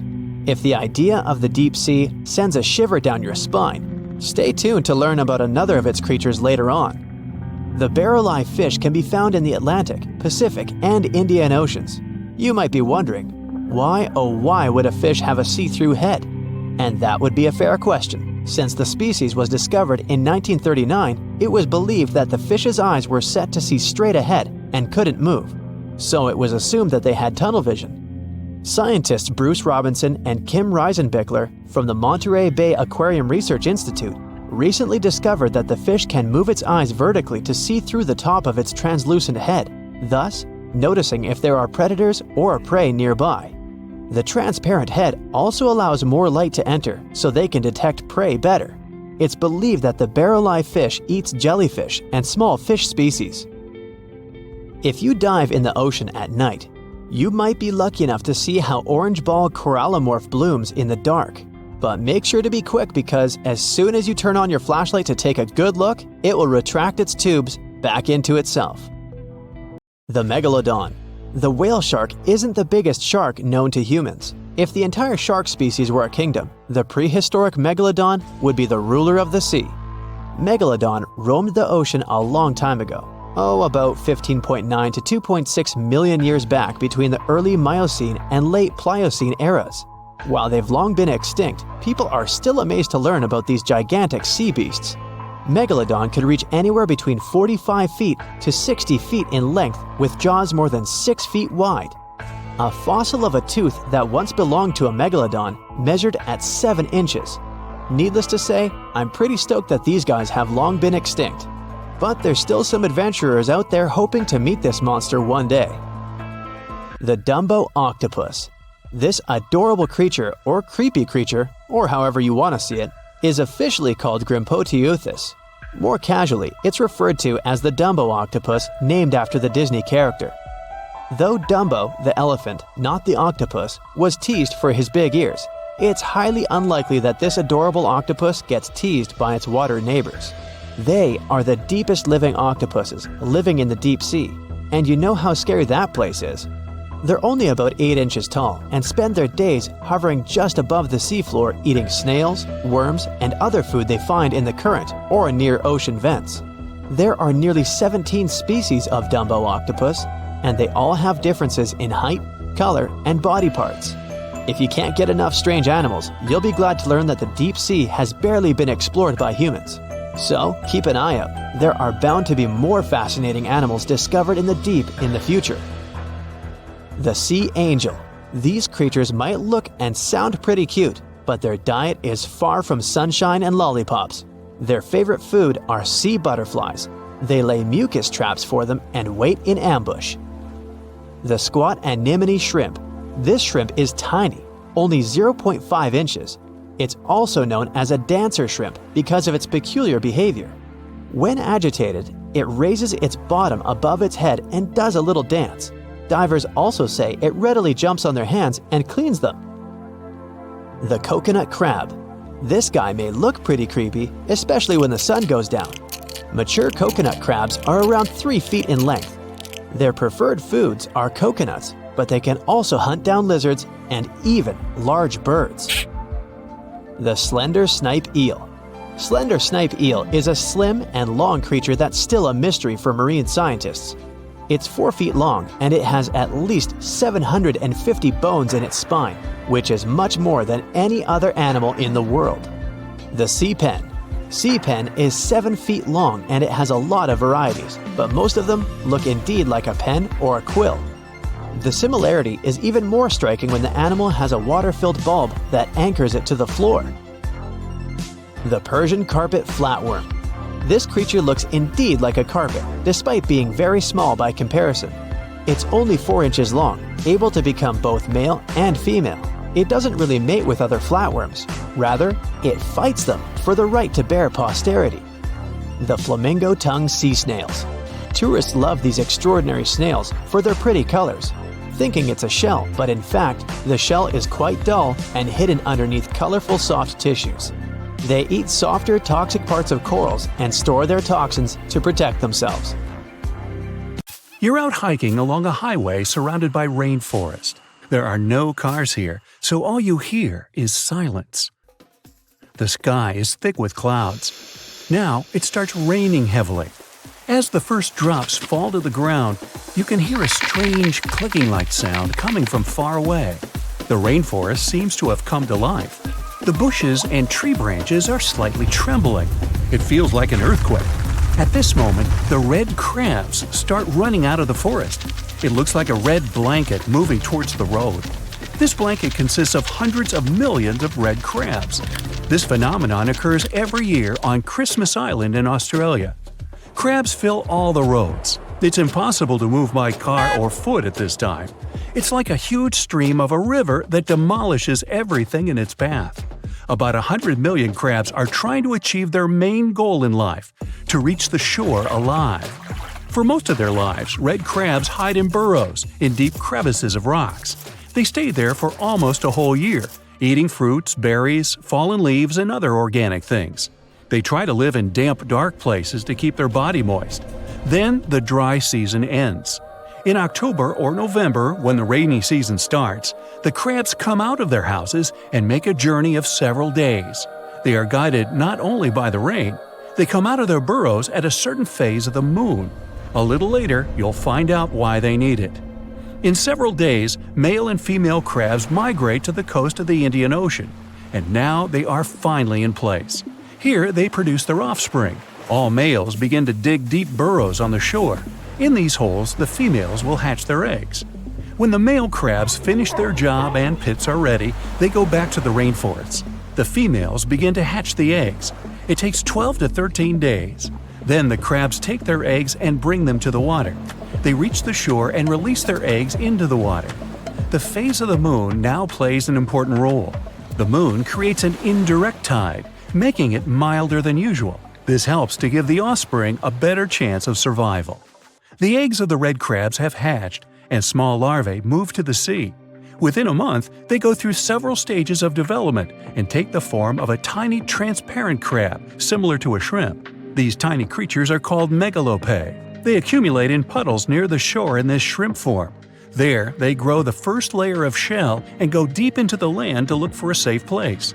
They grow up and wait for the rainy season to run back to the shore and produce offspring. To keep the crabs safe, people close roads in those places where migration occurs.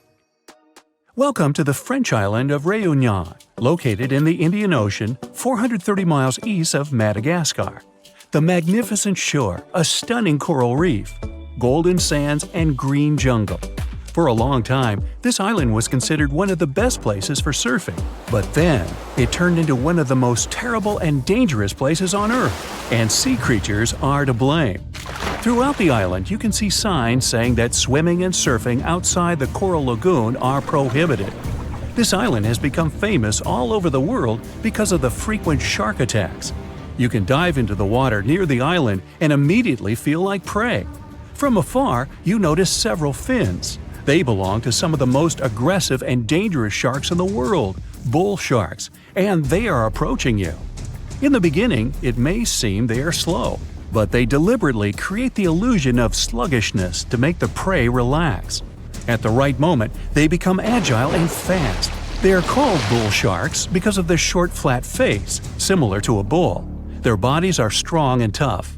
These predators like to push their heads and hit their prey or other sharks with their noses. From the 80s to the present day, more than 50 shark attacks on humans have been recorded.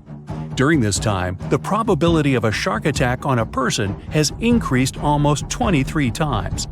Scientists still don't know the exact reason for these incidents. It's possible the number of sharks has increased, leading to a lack of food. Therefore, sharks eat anything and see people as lunch. Another theory says the water temperature has changed, and sharks feel comfortable swimming in this region. But the most interesting hypothesis is related to the volcano. Réunion is a volcanic island. Because of the ground fluctuations, large parts of the rock fall from the slope of the volcano end up in the ocean. This makes the water cloudy, and such conditions are ideal for marine predators. No, I'm not swimming there. The next island we're going to visit also looks peaceful, but is way more dangerous than Shark Island. We're moving to Brazil. The small green island is located 25 miles off the coast of this country. There are no people here. It seems completely uninhabited at first glance. However, you can see traces of modern humans. The old lighthouse. It's been abandoned for a long time. Sometimes the Coast Guard comes to the lighthouse to check if everything is okay and if there are no strangers on the island. People are forbidden to set foot in here for their own good. The only inhabitants of the island are snakes. This piece of land is home to about 4,000 species of these reptiles. They hang on trees and crawl on the ground. Snakes have no enemies in their home, and they feed only on birds that visit the island for recreation during a long flight. But the worst thing is, these snakes are some of the most venomous in the world. Oh boy! The golden lancehead vipers are a unique species that live only in this place. Snake Island was once part of the mainland of Brazil, but 10,000 years ago, the sea level rose, separated this place, and turned it into an island. The animals that live here were completely isolated. For thousands of years, all living creatures were displaced by poisonous reptiles. Their poison wasn't developed immediately in the body. Evolution has given them this to hunt birds. They can catch prey with one bite. There is a legend that a pirate arrived on the island a long time ago to hide a treasure. He put the chest in the depths of the island and settled snakes here so they would scare away anyone who wanted to find the treasure. Hey, works for me. We're moving to Southeast Asia. Ramri Island is located near the coast of Myanmar. This place was especially dangerous in the first half of the 20th century. The island is covered with dense forests and swamps. This wet place is ideal for a saltwater crocodile. This animal can reach 23 feet in length, nearly twice as long as a passenger car. Hey, you want to take a ride on this croc? Be my guest. And they can weigh nearly 2,000 pounds. These monsters are hiding among swamps and trees. You may not even notice them. At some point, they will come out and attack you. The exact number of crocodiles that lived on this island was unknown, but it was definitely a big number. Any living creature that enters their territory is regarded as food. Currently, the crocodile population on this island has decreased. It's not known whether there are any reptiles here at all anymore. Let's finish our journey on an island where animals are happy to see you. The unofficial name of this place is Pig Beach. It's located in the Bahamas. The island is inhabited by cute pigs. They sunbathe on the beach, walk through the jungle, and ask for food from tourists. But the coolest thing is that they can all swim perfectly. You can stay in a hotel on a nearby island, rent a boat, and come to visit the pigs. It's not known exactly where the pigs came from. According to one of the legends, they survived a shipwreck and swam to the island. In addition to pigs, you can also meet cats and goats there. But most folks come to meet Porky and his friends. Texas is home to some of the oddest, creepiest, and most unusual animals you've ever heard of. It might come as a surprise, but this state is full of creatures you'll hardly see in other places. So, let's have a look at the most amazing ones. This truly beautiful bright blue creature is called the blue sea dragon. Despite such an imposing name, the critter is actually tiny. Usually no bigger than a grape. You may find it on the beach or floating beside you in the water. Now, you need to remember one thing. However pretty this little slug may look, never ever touch it. One tourist spotted a few of these pretty dragons on the shore of Mustang Island. He scooped one of the creatures up. He wanted to film it. Luckily, he put it back into the water before it could sting him. Otherwise, it would have ended badly since the blue sea dragon is venomous. Despite their tiny size, their sting can pack a punch. All because of their diet. Their favorite dish is the Portuguese man-o-war, a jellyfish that has enough venom to paralyze small fish and crustaceans. The blue dragons first use mucus to neutralize the jellyfish's infamous stinging cells. And then, they steal these cells from the man-o-war's tentacles and store and concentrate them within their own tissues. Then, they release these stinging cells on contact, which makes their own sting more powerful, even worse than that of the man-o-war itself. These awesome creatures are also extremely sneaky. Even though their appearance is bright, to say the least, they're well-known masters of disguise. You see that vibrant blue coloring is actually on their bellies, and when they float on their backs, they simply blend with the water. As for their backs, they're gray to camouflage these animals on the seafloor. Now how about a funny fact? A group of tiny dragons floating together is called a blue fleet. And another fact, blue dragons normally lay a string of around 16 eggs, and it takes them 3 days or so to hatch into larvae. Blue sea dragons rarely make it to the shore. They're soft-bodied, so when the animals finally get through the surf zone and are deposited on the shore, they're already broken apart. And still, watch out! Even in this case, the venom in their bodies doesn't dissipate. But of course, blue sea dragons aren't the only unusual animals inhabiting Texas. Have a look at this nightmarish creature, poisonous, slimy, and kinda immortal. Meet the hammerhead worm. The worst thing? It might be lurking in your garden while you're watching this video. You can easily recognize this worm by its creepy spade-shaped head.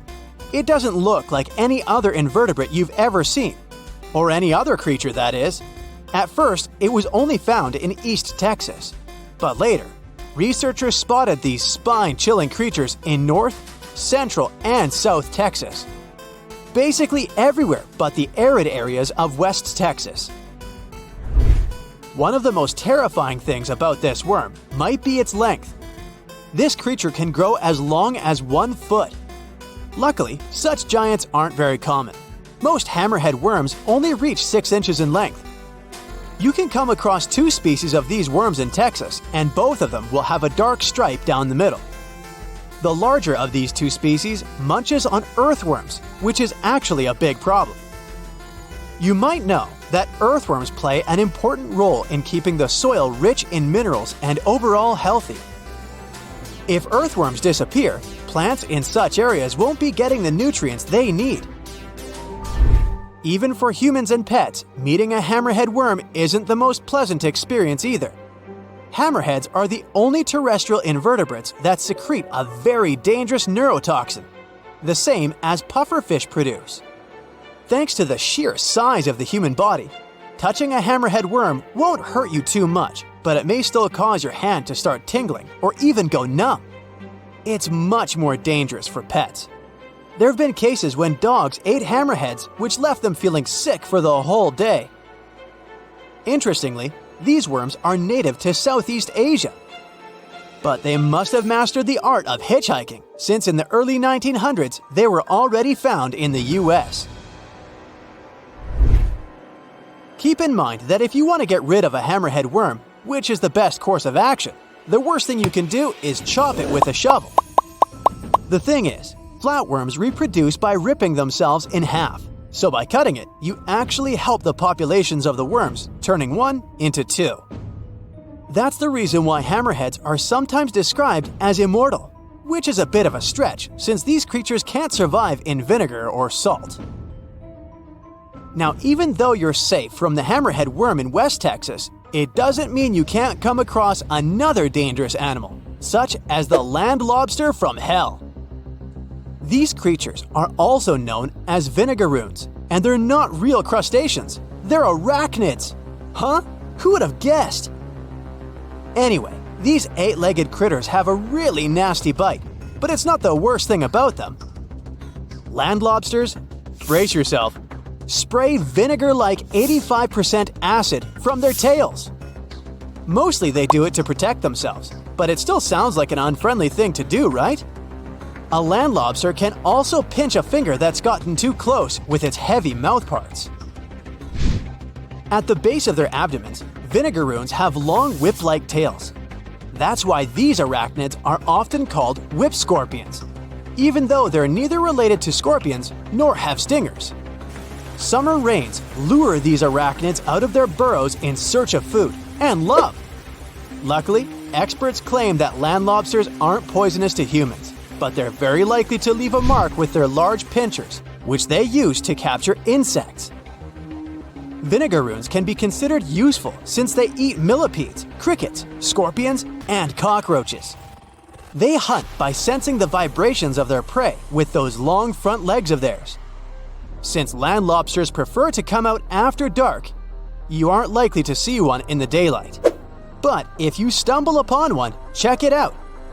If it's a female, it may be carrying her hatchlings on her back.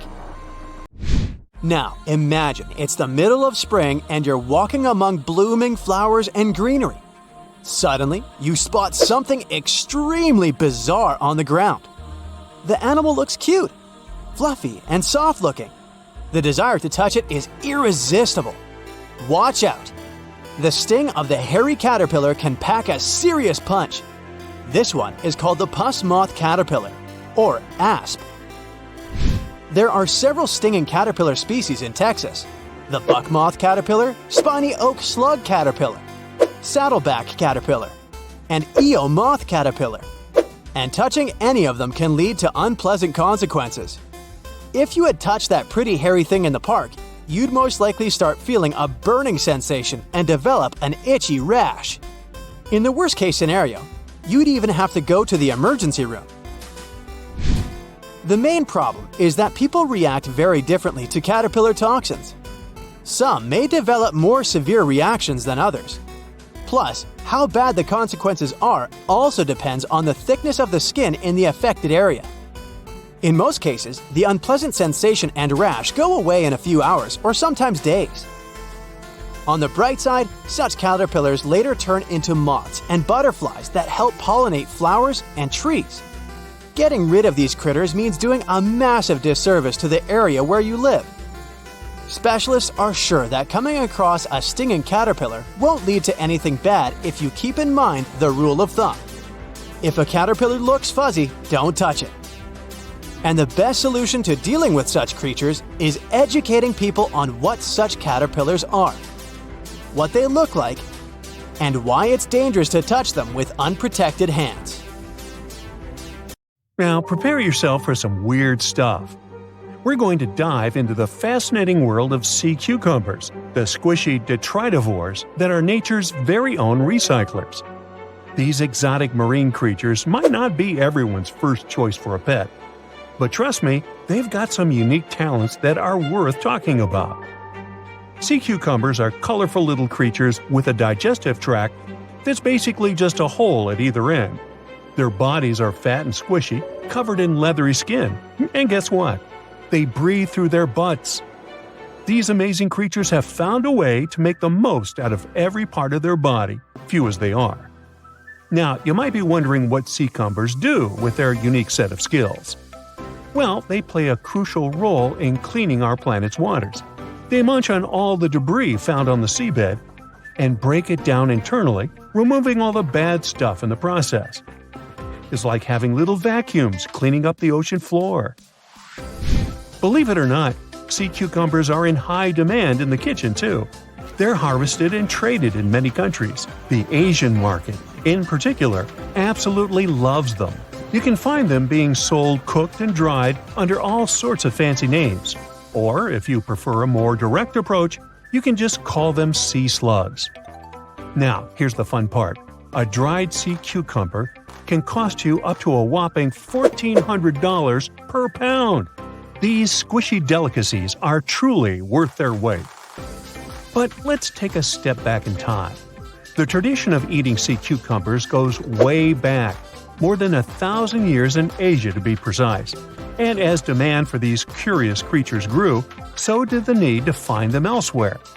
This led to overexploitation of local fisheries, causing sea cucumber stocks to diminish in many countries. Not good for our little sea cucumber friends. One of the most interesting examples of sea cucumbers is the pink see-through Fantasia. Not only does it look amazing, but it also has this great defense system, where it uses bioluminescence to scare off predators. Thankfully, some brilliant researchers around the world have decided to act. They're on a mission to breed sea cucumbers and replenish the depleted fisheries. They're also exploring how these creatures can be a reasonable food resource and help reduce the damage done by fish farming. In Scotland, for instance, where a team of enthusiastic students started a company for this particular purpose. Their goal? To figure out how sea cucumbers can absorb as much of the bad stuff they can in the water. They might just be the aquatic superheroes we've been waiting for.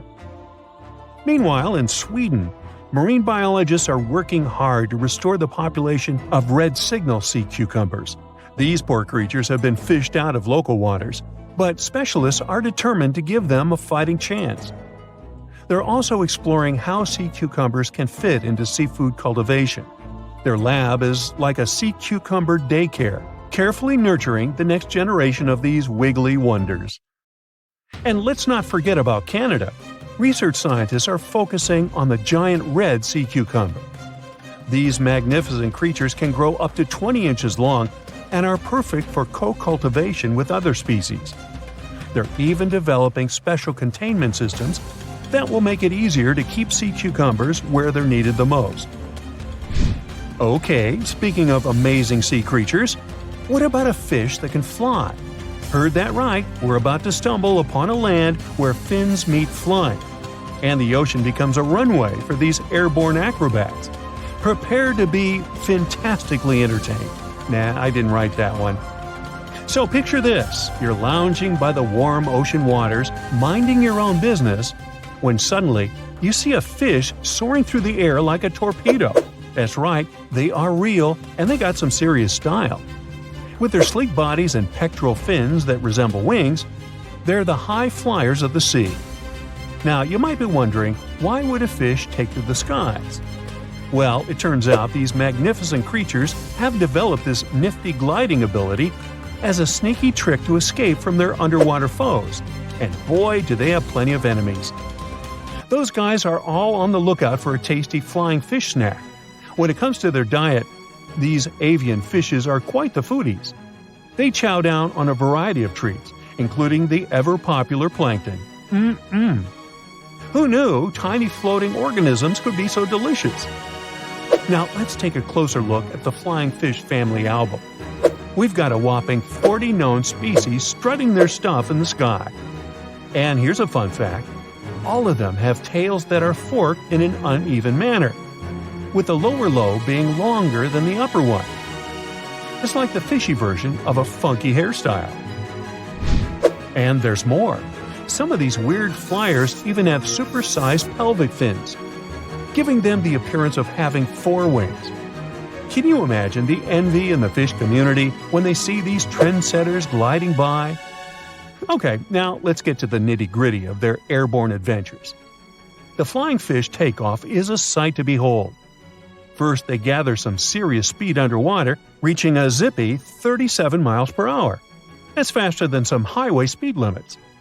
Then, like a rocket ready for blastoff, they angle themselves upward and break the ocean surface, ready to take flight. But they don't stop there. These thrill seekers can reach heights of over 4 feet in the air. Can you imagine the view from up there? They glide through the sky, covering long distances. That's like the fishy equivalent of a marathon. And here's the best part. When they approach the water again, they can flap their tails and continue their flight without fully returning to the depths. These fishy flyers are also all about the nightlife. Just like partygoers flock to a glittering disco ball, flying fish are attracted to light. Crafty fishermen take advantage of this by setting up canoes with just the right amount of water to keep the fish comfy but prevent them from escaping. Then they add a luring light to the scene, and before you know it, flying fish are caught left and right, supplying a bountiful catch for those lucky fishermen. Don't worry though, these flying fish aren't on the endangered species list. Not yet, at least. The next time you find yourself by the ocean, keep an eye out for these marvelous creatures. You'll never know when you'll see a flying fish extravaganza. Our next adventure takes us into the quirky world of underwater romance. Picture this. A scene that looks like someone doing the tango with their lunch. Wait, what? No, it's not a throwing up contest, I promise. We're diving headfirst into the jaw-dropping, pun intended, mating ritual of the jawfish. These curious creatures call the coral reefs of the Caribbean Sea and the Western Atlantic home. And boy, do they know how to make a spectacle of themselves. Forget about pickup lines or fancy gestures. These jawfish rely on their unique jaw-based moves to pursue their potential partners. It's like a dance-off, but with their mouths. Not only are these fishy fellas skilled in the art of sand scooping, but they also double as diligent parents. Talk about alliteration. Talk about multitasking. The males take their parental duties to the next level by carrying the precious eggs in their giant mouths until they're ready to hatch. It's like they have their own aquatic daycare center going on. When they're not busy nurturing their offspring, these jawfish transform their mouths into fighting tools. That's right, it's time for the Jawfish Fighting Championship. They go head-to-head, or rather mouth-to-mouth, in epic battles of mouth strength and agility. You know the old saying, put your money where your mouth is? Well, these jawfish take it to a whole new level. Whether it's for romance, parroting, or friendly competition, these jawfish show us that sometimes actions do really speak louder than words. They may look like they're having a bad seafood experience, but rest assured, it's just their unique way of finding love and expressing themselves. Whale watching is a popular bucket list item, but getting too close to these gorgeous sea creatures isn't the best idea, especially if you don't want to kick the bucket too early. Whales are generally curious and friendly giants, but they can be unpredictable when you cross their personal borders. First of all, they are huge, and one wrong move on their side could flip over your boat or seriously hurt you. Second, they are wild animals, and like any other wild animals, they can carry certain infections they could transfer to you if you get into direct contact. Plus, they have strong parental instincts, so if you approach their young by accident, they might think you want to take them away and will act accordingly. It is only safe to observe whales from the sea when you're accompanied by an experienced expert, both for your own good and for the good of the whale. Now, sometimes whales and dolphins strand themselves on the shore for reasons scientists still can't explain. Quite recently, over 200 whales have been found on a remote beach in Tasmania, Australia. A rescue team rushed to the location to save the whales, half of which were still alive. The rescue operation was really complex due to the remote location. The locals were trying to help the whales, covering them with blankets and pouring buckets of water on them to keep them alive. This mutual effort of regular people and professional rescuers helped save around 100 whales. As to why this happened, one theory says the stranded whales might have had a leader who had some problems with orientation and took the whole pod to the wrong place. The Australian box jellyfish looks just like any other jellyfish you've probably met in the sea. But don't let these creatures deceive you. They're considered the most venomous marine animals. Box jellyfish got its name because it does look a lot like a box. Unlike other kinds of jellyfish that float with the current rather than swim, this creature can reach a decent speed and choose its own direction. And here comes the scariest part. It has tentacles covered with tiny darts loaded with poison. People and animals that get unlucky enough to have a rendezvous with those tentacles face some pretty scary and sometimes even fatal consequences in just a matter of minutes. Before you decide to cancel your vacation by the ocean, you should know that only a few out of the 50 species of box jellyfish have venom that is lethal to humans. Woo! There are some not-so-dangerous species living in warm coastal waters worldwide, and the lethal ones reside in the Indo-Pacific region and northern Australia. Good day, mate. A blue-ringed octopus likes to pretend its only outstanding feature is the psychedelic color, but it can quickly and easily take away your life. This cute-looking sea monster likes to spend its time in the soft, sandy bottom or shallow tide pools and coral reefs. It normally hides in underwater crevices among shells or debris. If you somehow manage to find and disturb it there, the octopus will show you its signature blue rings as a warning signal. And if you don't get the hint, it will introduce you to its other signature feature, a venom 1,000 times more powerful than cyanide. One octopus has enough of it to do away with 26 people within minutes. This venom is more toxic than that of land mammals. The octopus normally uses it to hunt crabs, shrimp, and small fish by pecking them with its beak and paralyzing them. The same can happen to a human victim. You'll unlikely even feel the bite until it's too late. The good news is that there have been no known cases of such incidents since the 1960s. If you don't disturb the blue ring octopus, it will never attack you first. If you enjoy picking shells on the beach, make sure the ones you collect don't belong to a cone snail. It's nothing like its relatives living on land and eating fresh leaves and bark. There are over 500 species of this venomous sea creature, and a few that can really hurt you. These little snails are extremely vicious, just like Jimmy from 3rd grade. They inject their venom through a harpoon-like tooth. The consequences of this injection can be quite terrible for you. Now, are you afraid of snakes? Well, I have some bad news for you.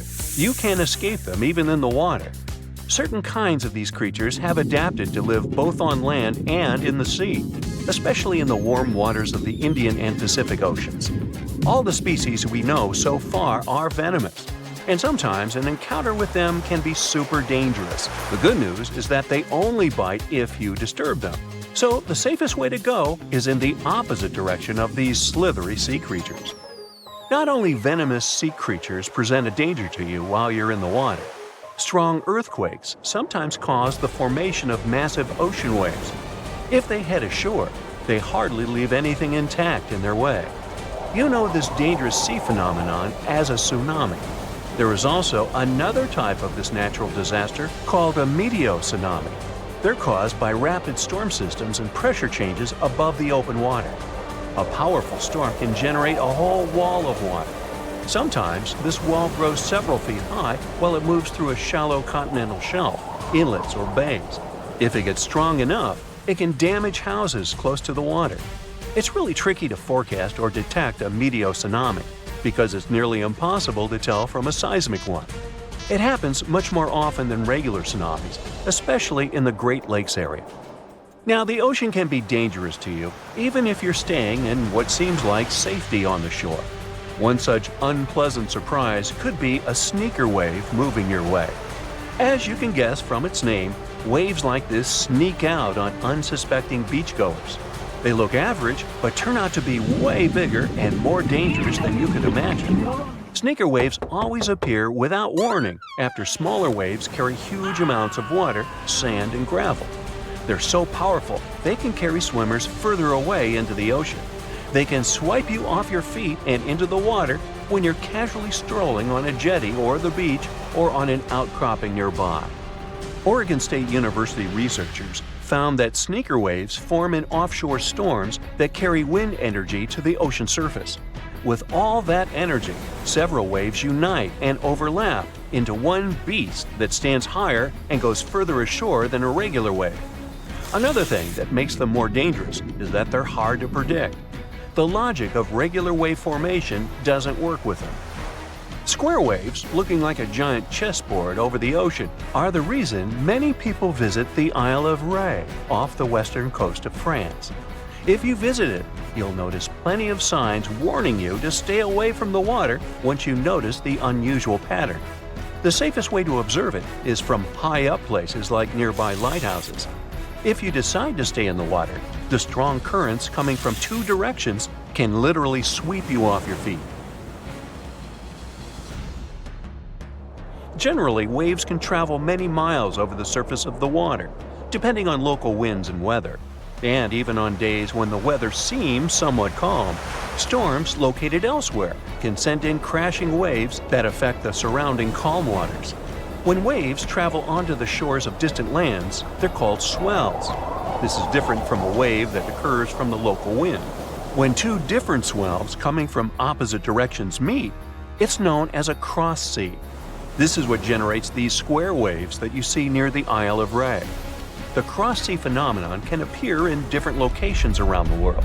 The Isle of Ré is one of them, thanks to specific wind and weather patterns that create the perfect storm, which makes this cross-sea so beautiful and well recognizable. Well, wasn't that swell? Swell?